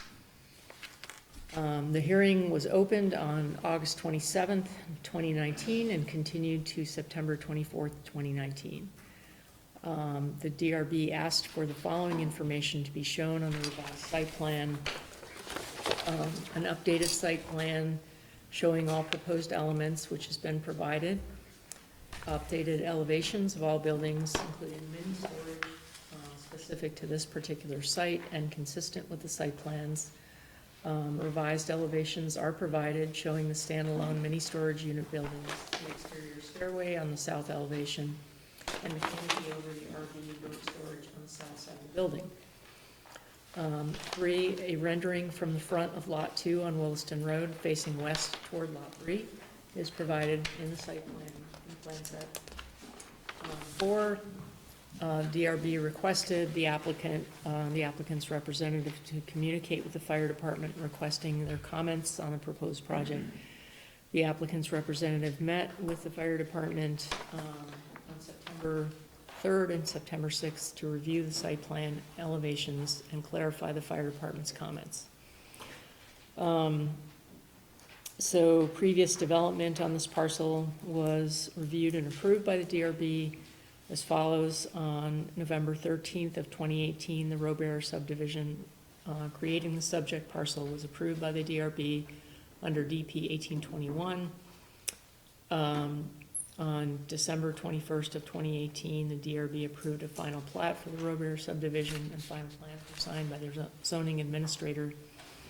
And prior to that, the house has existed on the subject parcel since around 1800s. As for the proposed use, the applicant proposes a moving and self-storage facility which falls under rental and leasing services NAICS code 532. This is an allowed use in the IZDW. The applicant is proposing limited retail sales in the IZDW. Commercial uses are limited to space extensive retailing and limited range of services that generally would not contribute to on-the-street vitality of a retail shopping area. For new structures, the applicant has proposed to construct on the site 106,640 square foot 2-story building and 4 mini buildings totaling 8,550 square feet. None of the structures are proposed to exceed the town's 36-foot limit on building height. Staff notes that some of the details shown on floor plans are unreadable at the scale, the size that they're shown, and recommends the floor plans be enlarged and shown on separate sheets so as to clearly show all required elements. New site work. The property is currently occupied by a two-story home with a detached garage, both of which will be demolished. Site would be cleared, graded, and paved as part of the proposal. No new subdivision or boundary adjustments are proposed as part of this application. For access, the proposed development will be accessed by a curb cut on Williston Road and an access drive utilizing a 55-foot wide easement to be shared with Lot 2. Staff notes that condition of approval number 25 for the Robert subdivision requires a shared use path to be constructed within the 20-foot wide easement on Williston Road. At the time of development of each of the individual lots, the applicant has requested their preference to construct a sidewalk rather than a shared use path due to topographic constraints. Bicycle lanes do already exist on Williston Road, and pedestrian facilities at this location are not called for by the Williston Comprehensive Plan nor by the Williston Development Bylaw.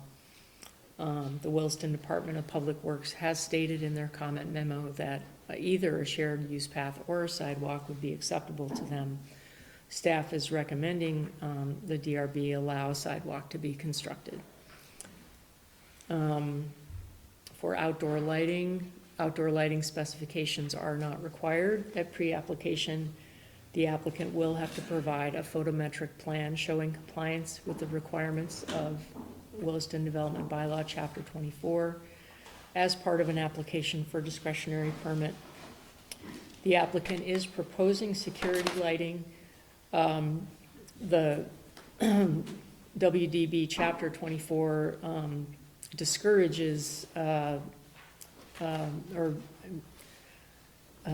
requires the minimization of security, of night lighting for security surveillance, and encourages instead the use of motion-activated lights as an alternative. WDB 24764 states that security lighting along the perimeter of a property must be motion activated. All applications for discretionary permits that propose security lighting shall include a security plan which delineates the area to be illuminated for security purposes and outlines the need for and purposes of the security lighting. The proposed project does include signage, since the proposed number and our size of signs exceeds the threshold permitted under WDB 25.A. A master sign plan is required as part of an application for discretionary permit.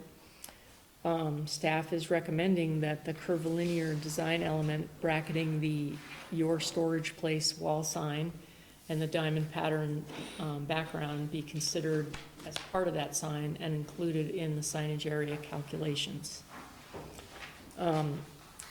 Setbacks and landscaping. This project generates a requirement for landscape buffers as described in WDB 3. The proposed use, industrial, and the adjacent uses are shown in the table below and indicate the requirements that will apply. A complete landscaping plan will have to be submitted by the applicant as part of an application for discretionary permit.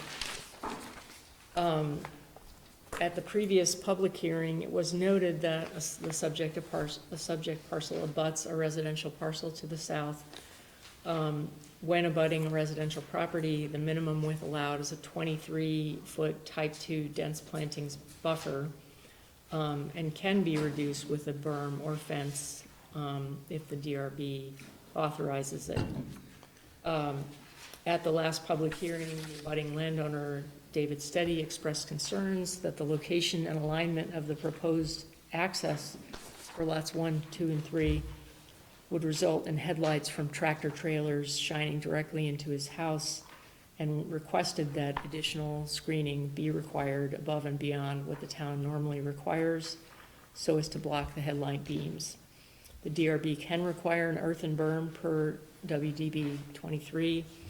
Staff is recommending the applicant work with Mr. Steady to ensure his needs are met with regard to screening the proposed development. Street trees must be provided along the Williston Road frontage. The applicant has indicated their willingness to comply with the minimum spacing standards for street trees of 1 every 40 feet. Outdoor sales, WDB 46.6.8 defines outdoor sales as the outdoor, not under a roof and within at least 3 walls, display of merchandise or any other item or service for sale. Typical outdoor sales include automobiles and other vehicles, nursery plants, and other landscaping materials.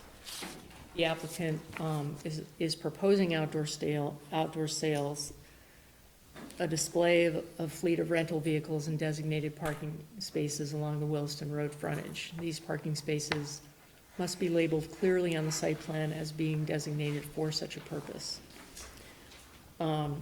Outdoor storage is permitted under 36.7.2, but only within rear and side yards that are designated for that purpose on an approved site plan.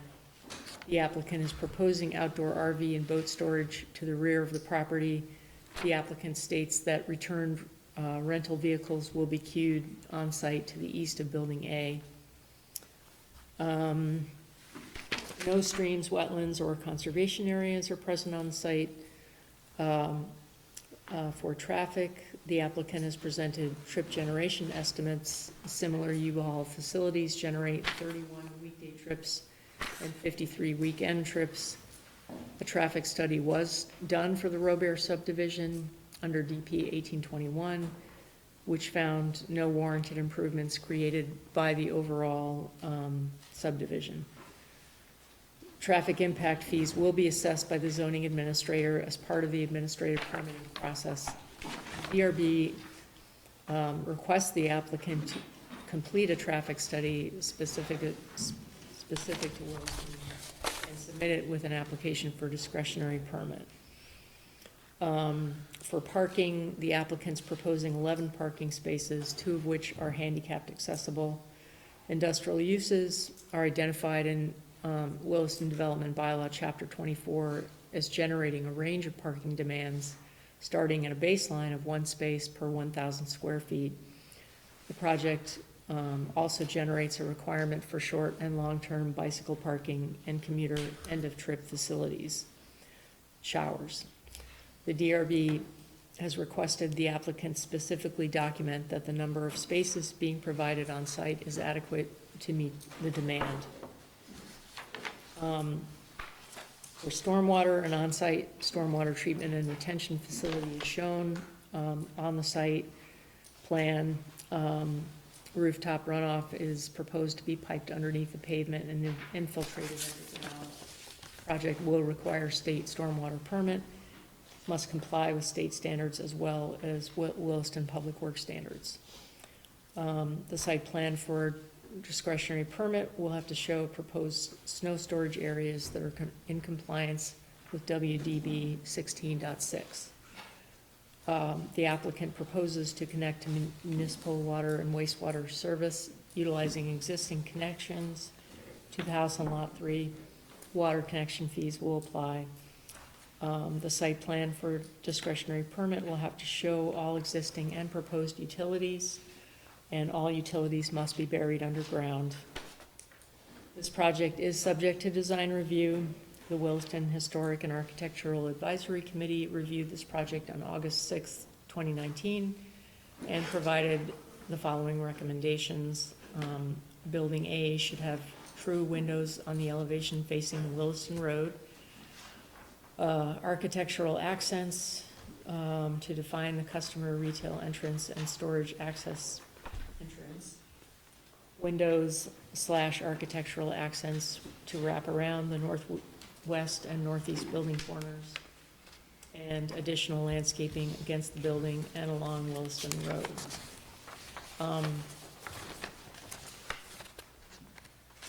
The application was submitted to the police, fire, and public works departments for review.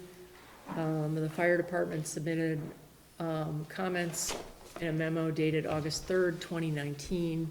They had a number of comments related to access and signage and distance requirements. And the applicant's representative has met with Lieutenant Ryan Prouty of the Williston Fire Department to review their comments on the site plan elevations, site use, and operations.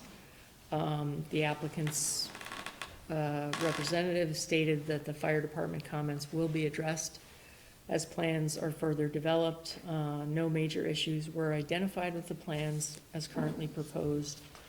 A new hydrant will be needed for coverage behind the building, and the fire department truck access to the rear of the building and between the mini storage buildings will need to be confirmed using their truck template, but this is not anticipated to be an issue.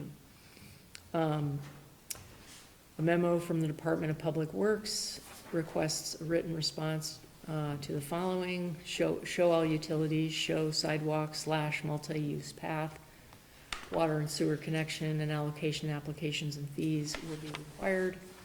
A T1111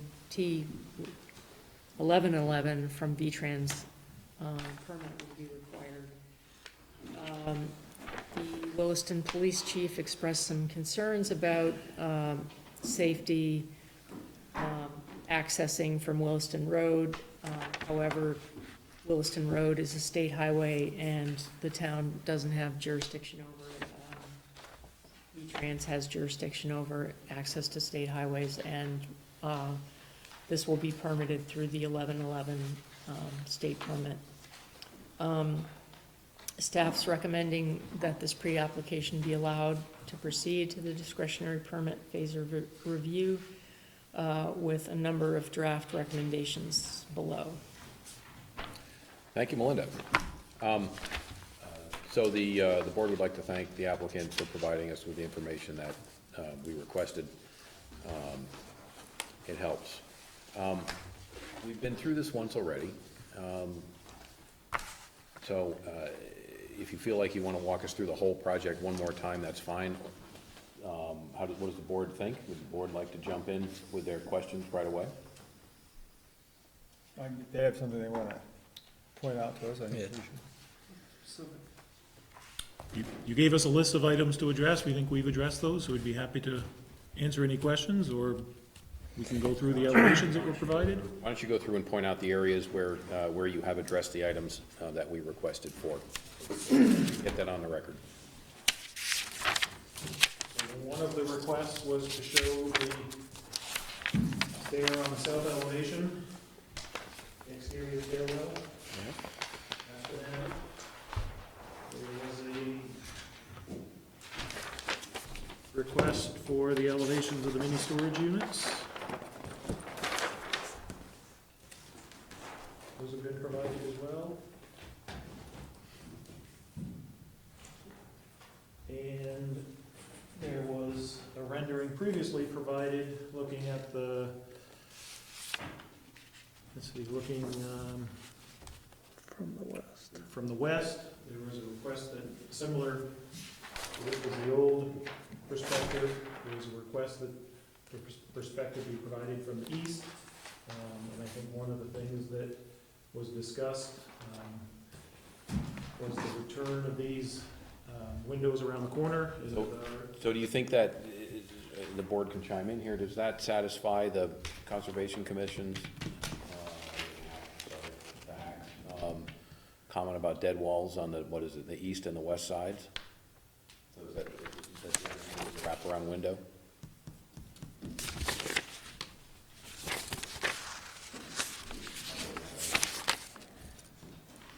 There was a request of the hack that the windows come around the corner.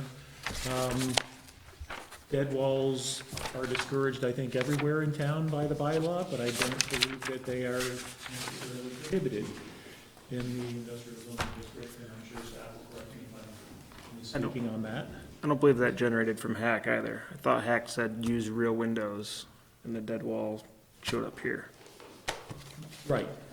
And I think the windows were already incorporated into the elevation. Right. Turned. The board just wanted to see the. From the front of lot 2. The perspective showing that. Because it didn't quite pick it up. Wrap around, pick it up around there.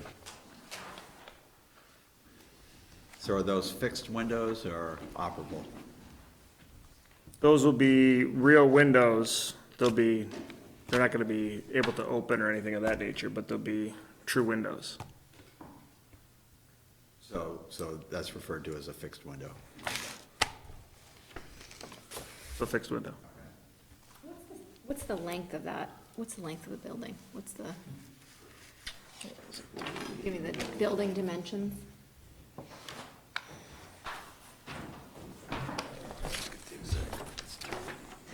Wall.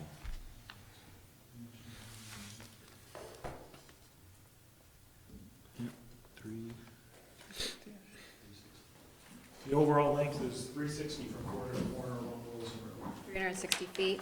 Correct. And what's the length of that panel of windows?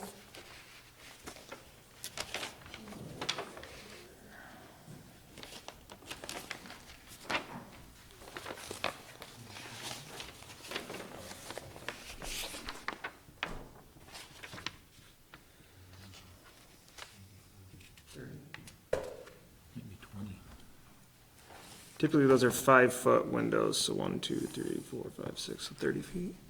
Yeah, the 20, would be 480 feet long.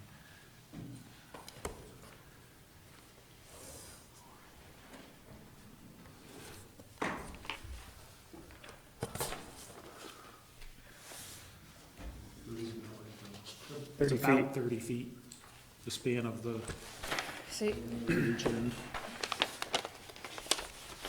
okay, so your dead wall would be about 330 feet. No. I believe a dead wall can be broken up by architectural elements, doors. Oh, I'm asking, Relief. what's the east, what's the length of the east elevation? Dimension. East The dimension. and- dimension, thank you, of the east elevation.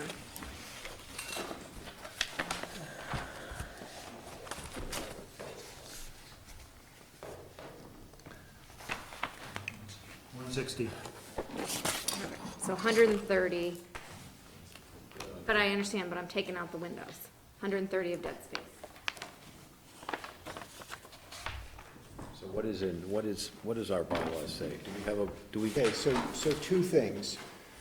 The applicability of the dead wall rules for this project stems from it being in the design review district. In chapter 22, if you read what it says, it discusses the general desire to avoid dead walls in the design review district, particularly in, and then it lists a number of districts, not including the industrial zoning district west. This is like 22.3.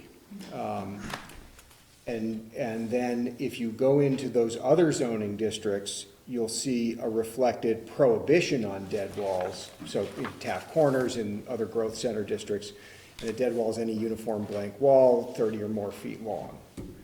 but not in the IZW? In the IZDW, and particularly for industrial uses, that, that prohibition is somewhat relaxed. I'm sorry, I'm just bouncing between the definition and the discussion. So dead walls, this is from 22.3.6, are prohibited in the most pedestrian-oriented zoning districts, mixed-use commercial, mixed-use residential, Taft Corners, but should be avoided in many other situations. At the least, architectural features, including doors, windows, and detailing, should offer some horizontal and/or vertical relief from monotonous walls. So have you got some relief horizontally or vertically from monotonous walls in the case of where this design? There is no requirement, there's no distance requirement in there?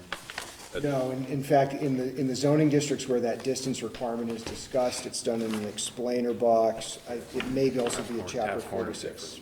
Right, it may be a chapter 46 definition too. I'd have to look and tell you if it's also called out there. I mean, if you look at the elevations, it does show this kind of striping pattern. I mean, so- Yeah. Yeah, I would make the case that that wall is not a dead wall. On the north elevation. The east and west The elevation. east elevation. East and west. East elevation, it has two different colors, it has wraparound of glazing. It looks like, from the best I can tell, that there's a difference in the parapet elevation. There's a man door that is breaking up that area. I would not call that a dead wall, personally.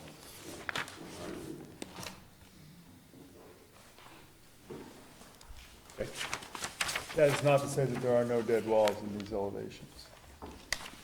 I was just referring to that That one, elevation. yes. I mean, the rear wall is pretty dead, despite the fact that there's 3 horizontal stripes, and it's uncovered stair, but, and I would even submit that the most monotonous elevation on here are these, even though they're full of doors. But if you take the true definition of monotony, this is an absolute repetition of the exact same element over and over again with no definition of any kind that reflects on any kind of architectural design. But that's my opinion. It's a storage unit. I know it is. I'm just saying that if you want to talk monotony, that's monotony. I would just remind us of the approval that we gave at Moorways.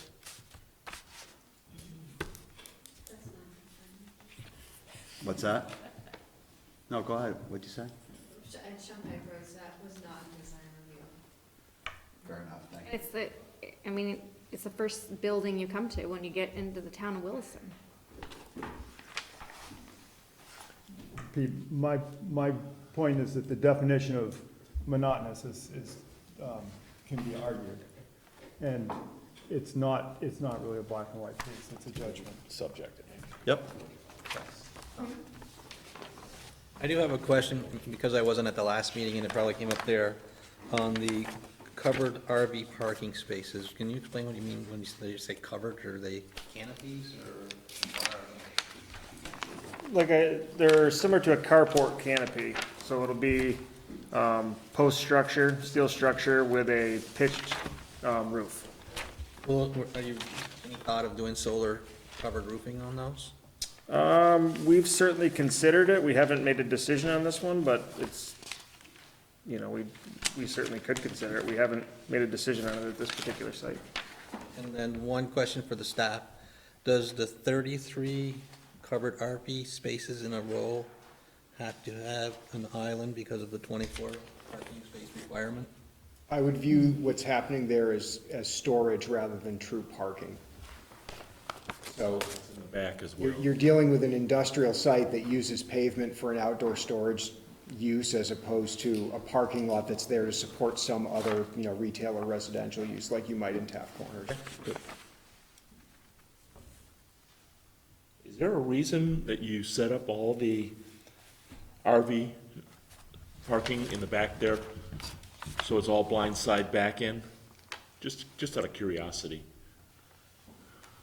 Just for use of the site, for navigating around and getting those particular vehicles back there so they can articulate and get in their spot without causing any congestion to the retail area and the customer area.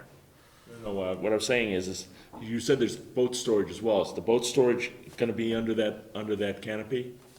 The boat or RV could be under, yes, either one could be under So those no, canopies. every one of those is a blind side back in? Okay, just curious. Can I get the YouTube access to that to put up? Sure. I feel like we discussed having the site be traversed around the building without I don't know, I guess right now, it looks like there's a whole, section of storage units that makes it so that it's impossible to traverse the exterior of the building all the way around. Were there any comments by the fire department about that? It doesn't appear in the, but did that come up in discussion? I know the board raised it as an issue last time that we met. Yeah, the fire department didn't comment on that. The one thing that the fire department added was they want a hydrant 1,000 foot, which means that to get back in this corner, you can't use the hydrants out here, you gotta be putting a hydrant back in that area, that's what they, That's why they added. yeah, that's why that covers it, if they get a hydrant. I did specifically discuss that with the fire department. Okay. And that was the solution that the fire department came up with? No, the fire department wasn't looking to dictate site layout.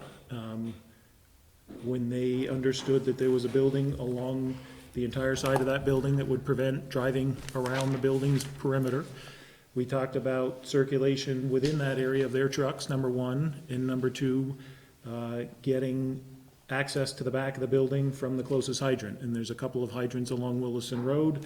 However, with the mini storage unit along the west side, they would not be laying hose up to get to the southwest corner of the building. They would have to come from the east side of the building, hence the need for the additional hydrant in the back. But the circulation through the RV and the boat storage building was discussed with the fire department, and as long as they have the ability to maneuver through that area with their truck, they don't have an issue. Have you run the turning radii on that? Not specific to this site, but given the width of the aisles and the narrower aisles that were used between the moorway storage units, both between the units and at the perimeter, we don't foresee it being an issue. You got a 40-foot swing all the way around in the back there, right? Yeah. Yeah, they're good. The scale of this building is so great that it makes those aisles look fairly narrow on this site plan. That's exactly right, yeah. Oh, thank you for, the other thing that you added that you didn't mention was that you added the porch coverings to the building. That wasn't originally. Yeah, that was Thank you. an item that was requested by the board. What are the colors of the storage doors?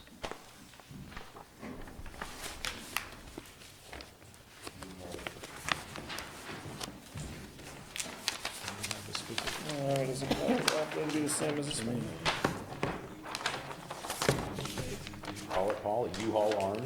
No, it's called Sierra Sunset. It matches that color on the front elevation. It's not called out on that, but it'll match that color. Corporate color. What's that? Corporate color. Sierra Sunset. Corporate color.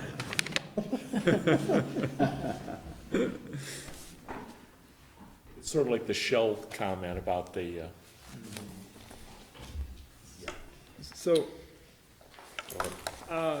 it looks on this site plan that as you exit the site, you're gonna be driving, what is that, east of the island there? You know, into the, what I believe is to be a shared driveway with the adjacent parcel? Right. Are you developing that driveway all the way up? You're not showing anything outside of your property line, but it looks like you're intending to use that. There will be a shared driveway that comes all the way back. There's an easement that straddles the property line between lots 2 and 3, so that driveway will serve both parcels. And you're right, in order to get the trucks out, the driveway will need to be built all the way back. So Andy, the access with a tractor trailer, is it a counterclockwise? The idea is that it is counterclockwise, so it pulls in off of Route 2 and then bears right around, on the west side of that island and onto the parcel? Is that? Correct. That appears to be the way it's drawn. Correct. So, and then you do show a turning moment for a tractor trailer pulling out and then backing up. means the light suppression has to be, the berm has to be wider than driveway. So- It's gotta cover the parking area. This is a good time to just talk about Mr. Steady. Have you been in contact with him since our last meeting? We have not had an additional conversation since the last meeting, but it's certainly something we, plan on doing, and it kind of clearly states that we gotta come up with a. We have a comment in the back of the room. Yep. Name and address, sir. Jeff Nick, 29 Church Street in Burlington. I have spoken to the study since our past hearing, and they were pleased with what they saw to date, and that they just want as much vegetation as possible, and berm, and so far. And I did invite them to tonight's meeting, but they're not here. So, they were pleased, but we really didn't come up with a plan other than that a berm and some landscaping on top of it, and possibly a fence and something on this parcel and possibly extending into the second parcel as that is, eventually coming before the board at some point. We've already informed the next applicant, who, not obviously they haven't applied yet, but that's to mimic this landscaping on their side. So the board, with probably the help of the staff, will need to come up with a berm size and length, extending onto the second parcel, which is not here, so it's not really up for discussion, but it needs to be thought about. But certainly the intent, because there's an easement there giving rights to this lot to construct that driveway, they certainly have the right to construct the screening to go along with it. Sure. Okay. But you're also implying that the berm is going to extend into the U-Haul part of the parking as well. Yes. Because of where the trucks now are, they're not coming all the way down, they're actually over what? Right, but About 15, 20 feet? I'm not When you get into the park, when you get entirely sure. Does the applicant have a proposal in terms of how far the berm will extend on their property? Along the rear property line? Not listed on the site plan. That's Steady's property right there. Why wouldn't it come to his property line? You know what I mean? From So I think the Steadies said that their house was in direct, if you pull straight in, you're illuminating their house with lights, is that true? It's in that general vicinity of the, Okay. of the lot, yes. And how far So back? again, the Steady's property only runs along a portion of that southerly line. Yeah. Their property line is here, so that berm could certainly come to this point. I'm not sure as there would be a need to go any further than that. Yep. Again, the berm that wraps around them, Holly Court property comes down. Okay. I'd be more interested in, my understanding is that it's actually to block the lights of a truck pulling into that driveway from their house, you'd actually have to extend the berm further to the east. Sure. Yes. Right. Again, that Yes, easement exactly. I agree. Exactly. property And- line. And we have no guarantee, my concern is that we have no guarantee that there will be a development on that lot. We don't know when that would happen. And so, if it were to happen in 6 years, you're gonna have 6 years worth of trucks pulling in there and shining bright headlights on their house. So I guess my feeling is that really needs to be built now. So. Through the width of that shared easement, you mean?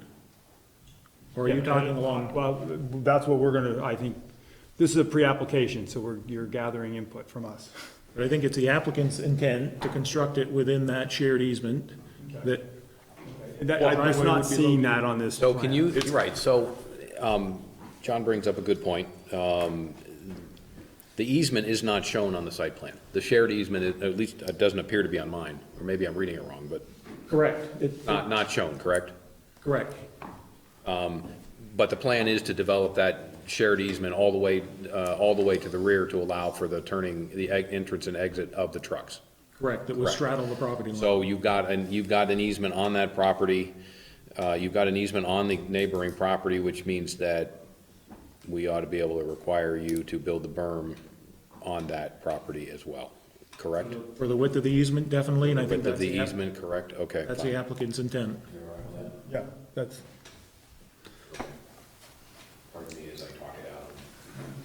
Okay. We intend to be a good neighbor to Mr. Steady, and Mr. Steady, we don't want to build a berm that protects one headlight and not the second headlight. So we'll, I get it. Okay. Questions from the board on that? Any further comments on? The only thing I was making sure is that this, we keep talking about the berm for just the easement part, and I'm saying that because the truck is coming in and swinging into the U-Haul lot and then continuing towards Steady's property, that berm needs to be moving, you know, we need another portion of that berm, not At just least on to the the, edge of their property line? not just on that edge, but yeah, all the way to the end of their property line. End of the Steady's property line, where it Yeah, and that, intersects. then that would solve any guy fiddle farting around in there with his truck, he wouldn't shine light in there. They'll hear him though. Okay, again, comments from the board, questions from the board regarding that easement, the berm, landscaping on that area, specific area? Is vegetation the right play there as a screen versus some type of stockade fence? So I guess I'd leave it up to the applicant to show us what they propose and when they come back. Well, my personal opinion, I lean towards the stockade because the winter, you know, if it's not, you know, nice green pine trees, it's gonna be letting light in there. So the proposed berm, which we've been talking about, we have not been talking about a height of said berm. So do you have something in mind? Do you have a standard? Do you have talking to the staff as well? I'm assuming the berm would have to have a stockade on top of it, because otherwise if it was all berm, it would be really kind of, impinging on their property. Have you given any thought to that yet? Guys, and you've given any thought to that?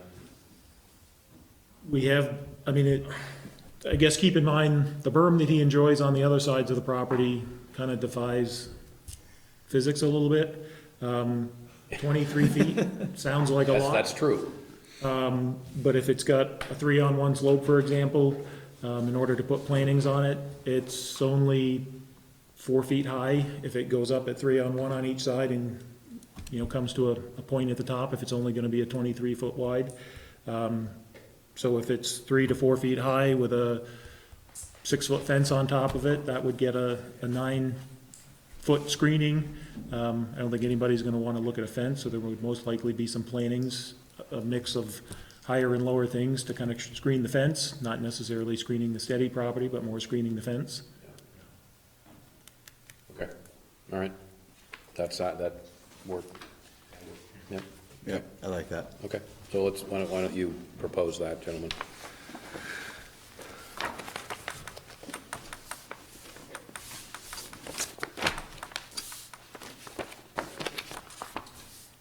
I'd just recommend that you talk to the Steadies in terms of stockade fence material. Different people have different opinions on what would be the right look. Sometimes the PVC is frowned upon because it has a sheen to it. Sometimes people want cedar. But you can buy it without a sheen. Without a sheen, but I just would ask that you consult them to. I would also chime in and say that, we've been throwing around the term stockade fence. I would propose or suggest that whatever is put up there is not something that is going to rot out in 5 years, something that's going to withstand the test of time. Right, well, that's why I cited PVC or cedar. Yep. So that it had some longevity. Part of being, I guess, part of being a good neighbor is just maintaining it. Yep.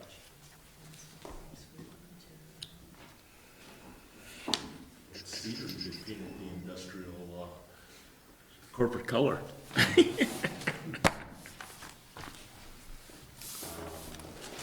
Okay, the board have anything, any issues on street trees or outdoor sales? Any comments, questions? I assume there'll be a landscaping plan that gets presented to us. Yes, there will. Yep. you know, I mean, the rendering here is kind of funny, but this is just pre-app. so. We'll want a lighting plan too, right? Yeah, traffic study. Do you have any concerns with the lighting requirements in terms of the controls and when they're on and something we've, Andy, we discuss this a lot with storage buildings. Motion sensors? Yeah, I mean, we've read through it, and I think we're, gonna embark on complying with it or something. So let's touch on parking for a second. How many individual units are there on this property? Not just the ones in the building, but the monotonous ones that John likes to comment about, and the individual parking. I mean, if you add up everything, how many different individuals? Let's say that everybody and their brother decided to descend upon you one Saturday morning between 10 and 12. How many people could do it? Could show up? Oh, let's see, 953. Oh, 953, right? Between 2 floors and RV parking and boat storage and all those, 953. Is 11 parking spaces really enough? I understand that it's spread out, you have long hours, people come and go, but you guys do this for, you're a worldwide company, you do this for a living. I will put some stock in your, in the fact that you've done this probably a zillion times before. 10 o'clock to 12 o'clock or 1 o'clock on a Saturday morning has got to be a heavy time. If you've got 950-ish different places, is it really only 11 showing up at any given time? It's not a whole heck of a lot more. It's very rarely more.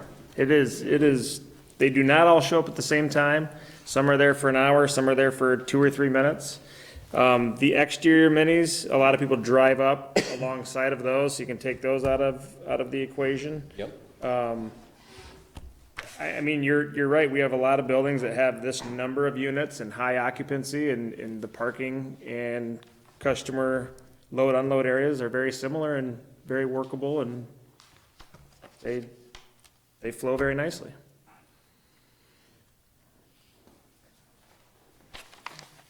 How much from the board? I want the lemonade concession on the holiday, on the weekend before people put up their Christmas lights. If you donate it to your local charity. Yep, okay. 953 is a big number. That's if I get them all full. We're assuming that you wouldn't be building it if you didn't think you could build it. Yeah. That's exactly what I was gonna say. Well, that's an interesting question. What is the average storage? Average in Vermont, on the street, in the country, there's a whole bunch of them. Well, so. remember, let's talk city, because this is slowly becoming one. Let's talk city. What's the average? 70%. 90%? 70%. Oh, 70%. If you're gonna use an average of So in other words, citywide. okay, so we use 70%, so that says your 900 is really not 900. Right. You were talking, that's everybody and their uncle actually loaded. Right. So, 630 or whatever. yeah, well, that's 630 is a little less shocking than suddenly 900 being out on Route 2. So, this part of the board thinks 11 versus that number is still light, and I have no basis for, it seems light, to me it sounds light. I mean, there's a wide discrepancy in parking requirements given to the board on something like this. And this from a board that tends to want to try to make sure you're not putting too many spaces in. Okay, anybody have anything else on this they want to talk about? Have we got any parking traffic numbers on like the driving storage there on South Brownell? I've never seen a car waiting to get in there, and has like zero parking outside. So it's just, sort of those self-service, self-storage unit projects, we've not studied any of them in town. But, the board may remember in recent memory, the approval of the Moorways facility within this subdivision, right? There's enough space to pull up to the kiosk if you're there for the first time signing up and for one other person to be in line doing that. Everybody else is pulling up to the front of a unit when they're there. And having a site that's laid out that way and expecting it to operate without providing any parking means you're really expecting just a handful of people at a time are ever gonna be there. And so, in terms of sort of a general feel, it's a low amount of parking demand. There are some other things happening at this site that generate parking demand, retail, truck rental, things like that are worth thinking about. But it's gonna be hard to find national numbers produced by somebody like ITE that are going to be, you'll get a number, but its accuracy one way or the other would be questionable compared to just talking to an applicant about what their utilization is like. Similar to the way we once thought about traffic at car washes. The numbers come from places that are far more intensely used than Williston sometimes. So it's to the DRB to use their judgment on stuff like that. We'll try to collect whatever information you'd like to help you with that. I just want to raise one other thing. I had asked about garbage at the last meeting. I still don't see a dumpster or anything on site. And this is a use that just generates a ton of garbage. There's gotta be somewhere. We really don't generate a whole bunch of garbage. We have a small 2-yard dumpster that is typically stored in our receive and dispatch area. The garbage that we have is from our own waste, and if somebody leaves something behind, we pick it up and throw it in the trash. But it's kept inside that corner building on the northeast side. We push it in and out there. The corner building. It's inside. Corner, yeah, it's inside. They're kept inside.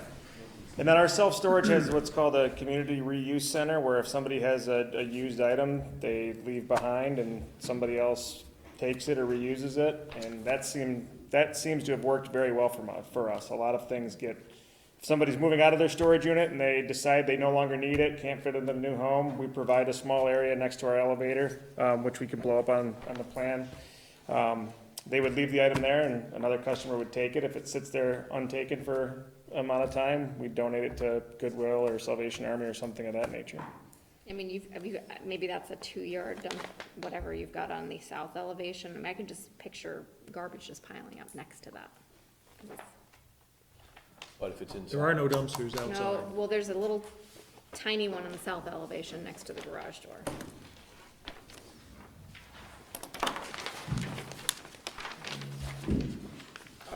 Maybe that's a door. Yeah, I think it's a main door. Oh, I thought that was a dumpster, I'm sorry.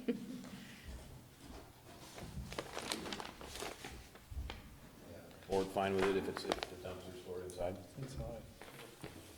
Best place for it. We've been through the putting it inside. It doesn't work. No, then you, Doesn't work. That does happen. you get visitors then, don't you? Yeah, right. Other questions from the board?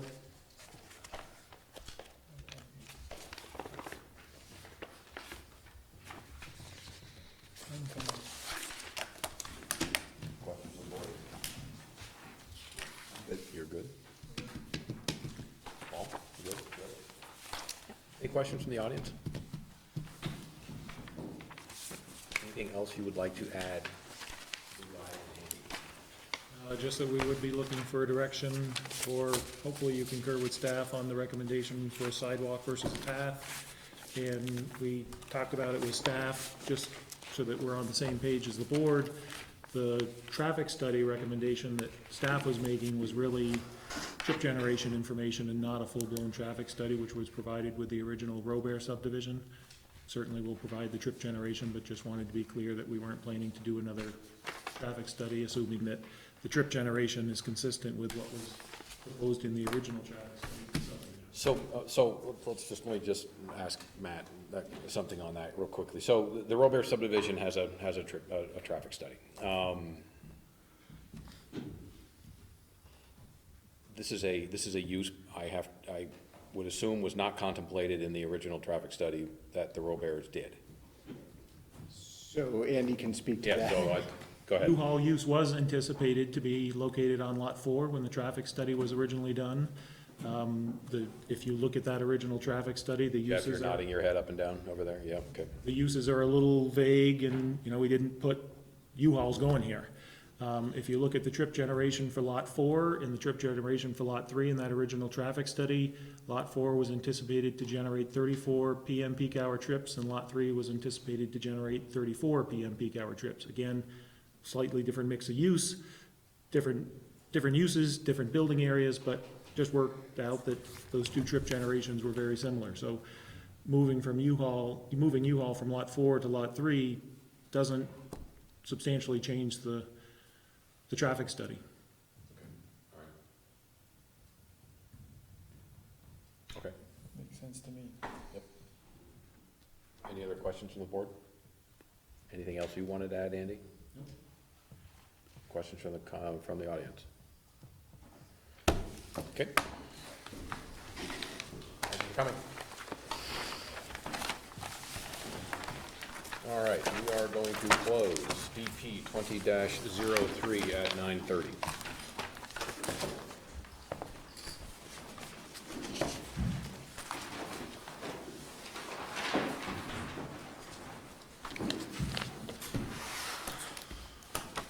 Okay, next up is DP 20-01, Kevin and Susanna Brochu. It's an appeal.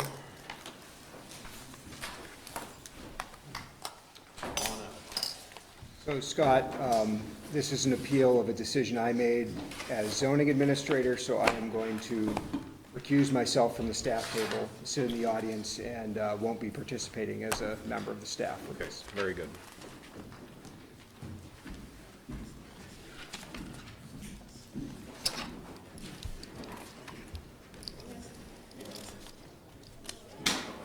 All right, for the record, if you would state your names and your addresses, please. Susanna Brochu, excuse me, 76 Lake Garden Drive. Kevin Brochu, 76 Lake Barn Drive. All right, thank you. Okay, so I've got a statement to make before we get into this. Do you have a copy of the letter from Paul Gillis, town attorney? Do we have copies of the letter that we received and requested? It was included in the staff report packet. Did they get a copy of it? As the I have copies. The Brosus. Probably did. If, can you state your name and your address? Sure. Ed Adrian, Monaghan's Farm, Dusham, 156 Battery Street, Okay, thank you. Burlington.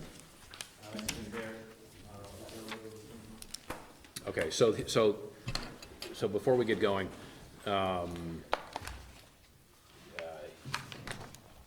board and the chair erred last meeting in granting an extension and a continuance of your appeal. Through my error, the town and the board requested a determination from our town attorney regarding the board's actions on this appeal. The response from our attorney, as displayed in that letter, is that the appeal that you have filed is solely for the purposes of making sure that the zoning officer issued the permit to the applicant as mandated by the board's permit. So, I don't know if that's clear or not. So, the board issued a ruling. It was upheld in environmental court. The permit, the appeal that you filed is solely to make sure that the zoning officer followed the permit rules. That's it. No, it's Nothing not, more. that's not true. Well, no, but that's what is true from this side. Not if you read what the appeal says. It doesn't make any difference. Not what the my what the appeal. If you says. read what the standards of the appeal are. So. So we if you have- read your own standards of what an appeal So is. we are not reopening or relitigating this permit And at we- all, at all. and and the issues that we're bringing up are part of your appeal standards. Not to my understanding. Well, if you read them, they clearly state that they address the administrative permit and everything that it is approving. Only to the extent that the zoning administrator deviated from the approval issued by the board. That's not what your appeals, So that's not what your appeal process reads. That is my understanding of it. Well, I beg to differ. I say that when you read it, it addresses the fact that you have the right to appeal an administrative permit and all of the authorizations that it allows for.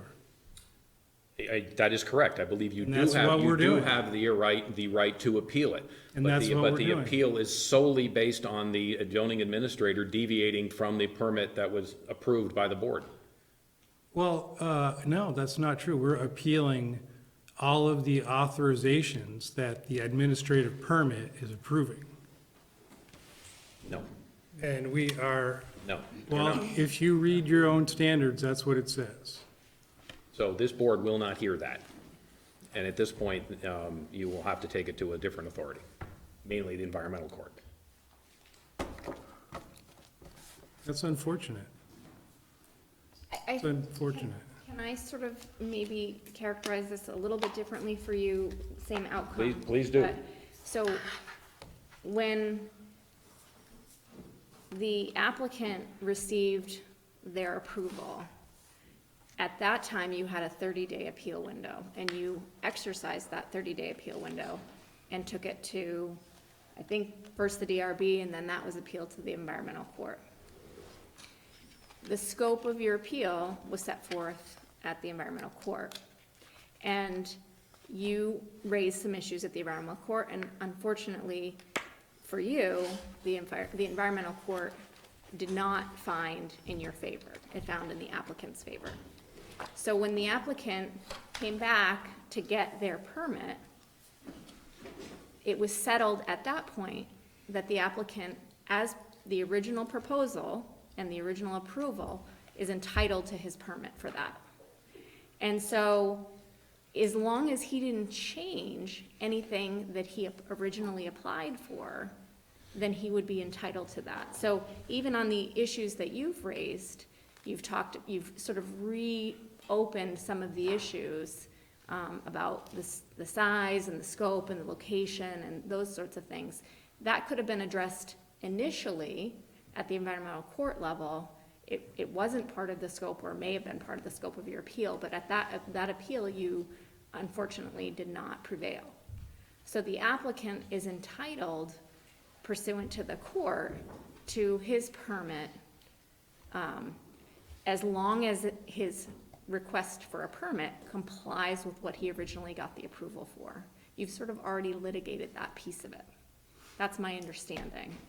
Ed, who's the attorney for the applicant, would you agree or disagree with that characterization? I would definitely agree with that characterization. Do you want me to stand, or is it okay if I sit? No, you sit. Okay, if you sit. But let me just delve into helping you connect the dots for 1 second, a little bit beyond this. The brochures actually raised, so in their appeal, and I don't really want to dwell on it, and one time a judge told me, when you want, just shut up and sit down, and I take that advice seriously, but, so there's no misunderstanding, and so there's no question. The brochures essentially raised two issues on this appeal: the spirit of the law and the letter of the law. Okay? Spirit of the law is not the way legal items are decided, so we'd ask the board to, even if it was on the table, to ignore that. Within the letter of the law argument, they did raise those on appeal to the environmental court in their statement of questions that they later withdrew and it's in the court decision. I'm happy to provide, this is part of the record, and I'm happy to provide the board copies. They specifically raised 42.8 in 3 different questions before the environmental court. They withdrew them. I don't know if it was for a tactical reason or what, but they had the opportunity to raise it at that time. They decided not to, and as the chair stated, they had their bite at the apple. We need to put this to rest. I think, in all due respect, we agree with the board 100%, but the brochures are really engaging what we believe to be a frivolous action here. So we want to put them on notice that if it goes beyond this point, we're going to be looking at that as a potential claim. So that's beyond this board's purview. That is beyond our purview. Understood, but as far as this evening goes, board member Spinelli's characterization was on point, and we would agree.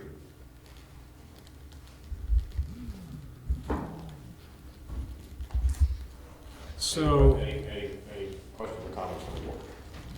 My only question, and I think the only relevant question is, has the location of the proposed structure changed since the original application? So when the applicant sought this most recent building permit that was the subject of this appeal, is there any difference between what was originally approved and already appealed to the environmental court and what was sought in the permit application? Unfortunately, there isn't. If There it were, is then no we difference. would be- Okay, but you agree there was no difference, too? Okay. That's it for me, in terms of. You asked my question, so. It summed it up right here. Well, it's the attorney's characterization that it reflects that, but I want to understand from the appellant whether or not they agree. yeah, well, we chose not to pursue these, and because we wanted to, we thought we had a good enough case with the other points. But I And- guess I'm sorry to interrupt you. Go Okay, ahead. thank you. And so, I do know almost nothing about the law, but I have been told that you are allowed to appeal decisions that are made by the DRB. You are, and you did. Okay. And I think that's the part that perhaps is difficult to understand and understandably difficult to understand, especially when you don't have a legal background, and it's perfectly understandable. But as long as his application hasn't changed, if it had changed, then there'd be a new application for which you would be able to appeal. But because it hasn't changed over what he already applied for and what you already appealed, you've had that opportunity to raise those issues already before the environmental court. And because you opted not to do that at the environmental court level, we can't just keep having these new opportunities to raise objections. Sure. Because you've already had that opportunity. But I do know how to read, and I do know how to understand complex thought. And if you look at the way the appeal reads about an administrative permit, clearly states that you can appeal all of the approvals that it represents. So, with that in mind, okay, when we went through our first. You're citing what page? I don't have that because I wasn't prepared to defend whether or not this was an appeal, because I'm coming here under the assumption that this is, you were gonna hear our appeal. Right, and understandably, because again, at the last meeting, we indicated that we were gonna hear your appeal. So we've gotten new information since then, as the chair already indicated, and also the issuance of permits can be appealed. So again, I think that perhaps you're taking out of context the appeal in this situation, that there already has been appeal of the DRB decision. It already went up to environmental court, and now the issuance of the permit, if there is no difference, we can still make that determination, the board can still make that determination as to whether or not we agree that, that you're entitled to prevail on this appeal, and then our determination can be appealed. And I think what Attorney Adrian is saying is that the applicant would look at that as an obstructive type behavior. Again, that's outside the scope of our review.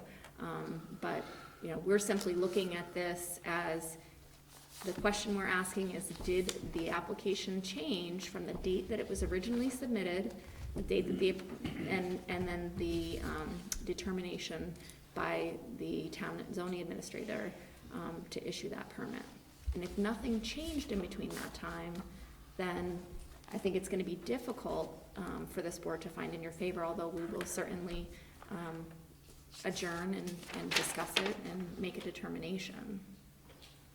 And Yeah, so I mean, that's the premise that I was working off of, that if there was gonna be another decision on an administrative appeal, then we would have another day in court to then argue our other issues that we didn't argue initially.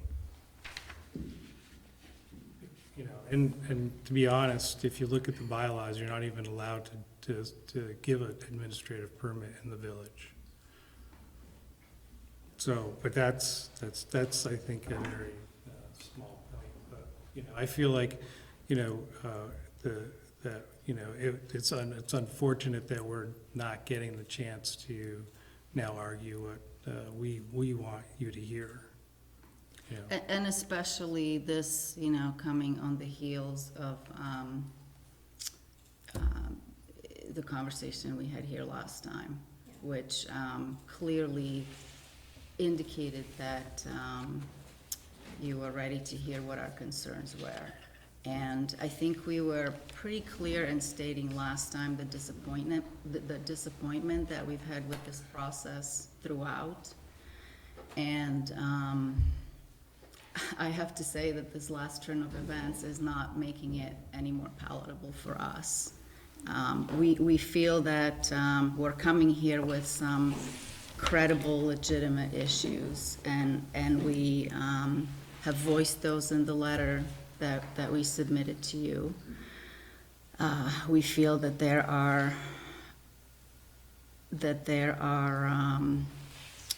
strong arguments that would suggest that the law was not followed, the bylaw was not followed in this case. And so we find it really discouraging that, you know, the board would sit here and not hear that. well, what I will say is that the board has retained the services of its attorney. And as you can see from the letter, we've been provided some guidance from the town's attorney that well, as you can see, that it reflects the terms and conditions of the order. The administrative permit reflects the terms and conditions of the order. The DRB should not and cannot alter that. And the applicant and the opponents are equally bound by it. So, you know, I think that, again, while it's okay and proper to voice displeasure with the board, I think that, you know. I think it's unfortunate that we don't have access to the actual piece of the bylaw that talks about what is required or what is allowed under an appeal, because, you know, we both clearly remember that it did allow for what we feel we're here to do today, and that it doesn't sound like you're getting that. Didn't you discuss this with your attorney when you went to the environmental board? Didn't we discuss what? The business about the whole concept of the appeal process, wasn't this discussed with We your didn't attorney? have an attorney for the first. Or you did not have an appeal. attorney? One of No, the appeals we didn't. For one of the appeals, we did not have an attorney. I would. For the second appeal, we did.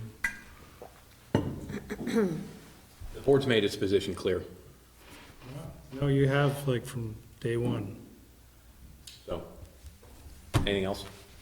Yeah, actually, I just, you know, for the record, I do want to state that what we just heard from the applicant's attorney, I interpret that as a threat, and I really don't feel that that's appropriate for this forum. Well, that's between the two of you. I would tend to agree. That's not something we need to hear either. Thank you. Thank you for coming.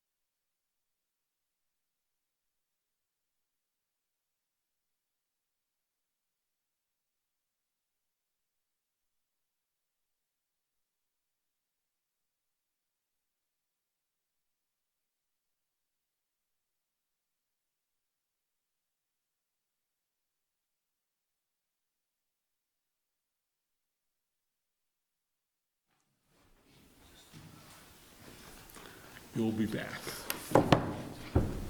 9, we did east wall and west wall, right? Not just the east wall. Let me make sure, I had to make it. Okay.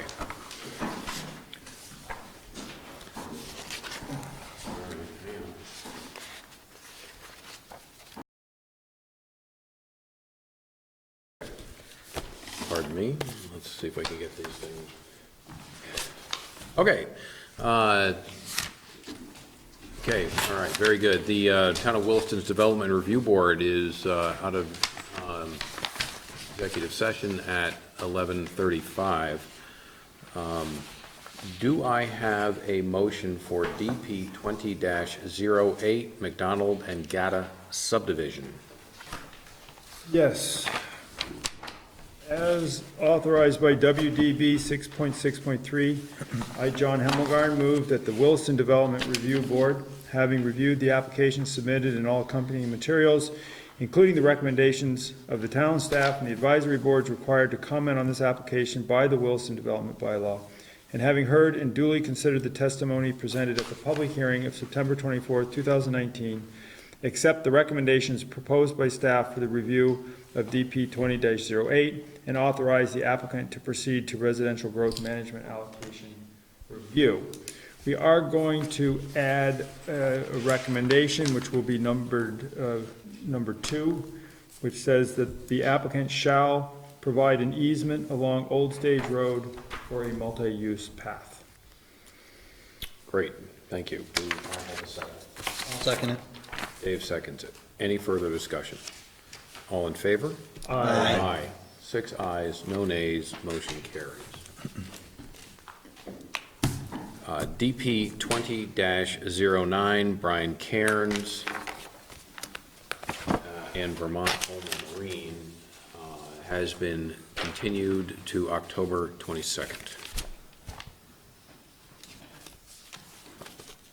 DP 20-10, Casella Waste Management, Inc., has been continued to October 22nd.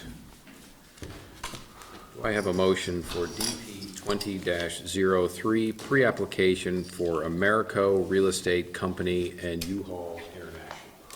Yes, as authorized by WDB 6.6.3, I, David Turner, move that the Williston Development Review Board, having reviewed the application submitted and all accompanying materials, including the recommendations of town staff and the advisory board required to comment on this application by the Williston Development Bylaw, and having heard and duly considered the testimony presented at the public hearing of September 24th, 2019, accept the recommendations proposed by staff for the review of DP 20-03 and authorize the application to move forward to discretionary permit review with the following additional conditions.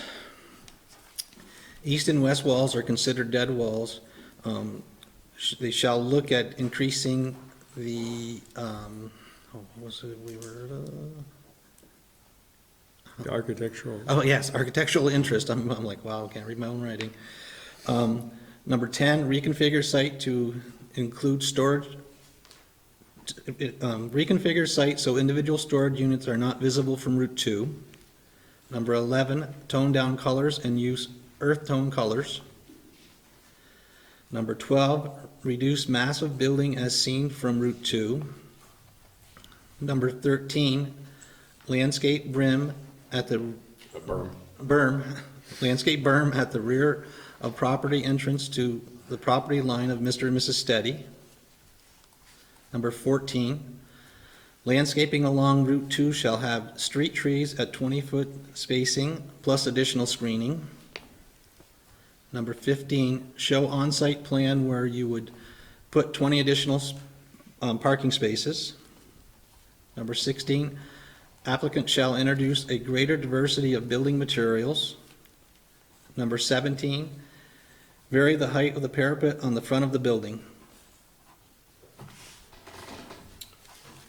Do I have a second? Second. Paul seconds it. Any further discussion? Yes, can you please read the additional parking spaces language again, please? Number 15. 15, show on the site plan where you would put an additional 20 parking spaces. Okay. Should we say something along the lines of show on the site plan where the, where we would show on the site plan, should they be needed in the future? Should they be required in the future? I would like maybe to suggest a word, that says the future expansion of 20 parking spaces. So show on the site plan the future expansion of 20 additional parking spaces. Okay.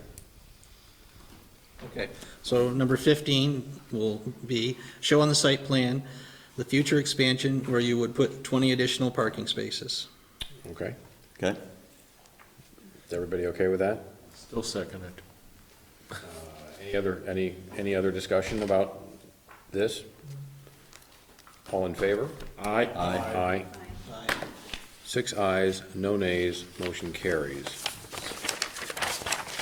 Okay.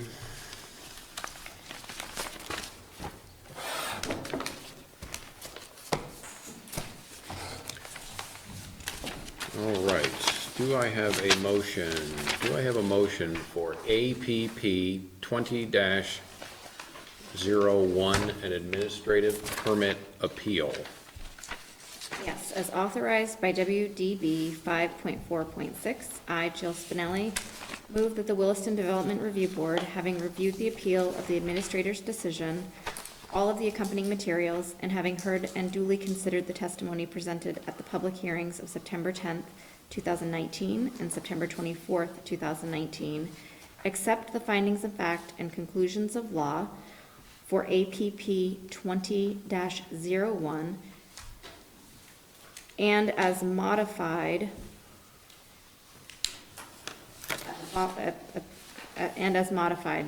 below, an appeal for the issuance of an administrative permit and uphold the decision of the administrator to issue AP 20-0025. The following conclusion of law is hereby modified to reflect that the zoning administrator did issue administrative permit 20-0025 in conformance with discretionary permit 15-06, conditions of approval and final plans as upheld by the environmental court decision in docket number 114-9-16.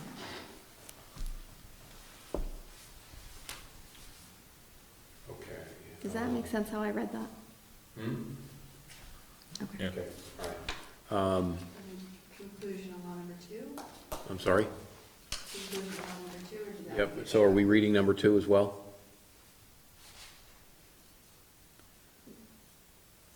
Yes, sorry, and the following conclusion of law is also hereby modified. The zoning administrator did issue AP 20-0025 in conformance with the procedures of the Williston Development Bylaw, Chapter 5. Great. Do I have a second? Second.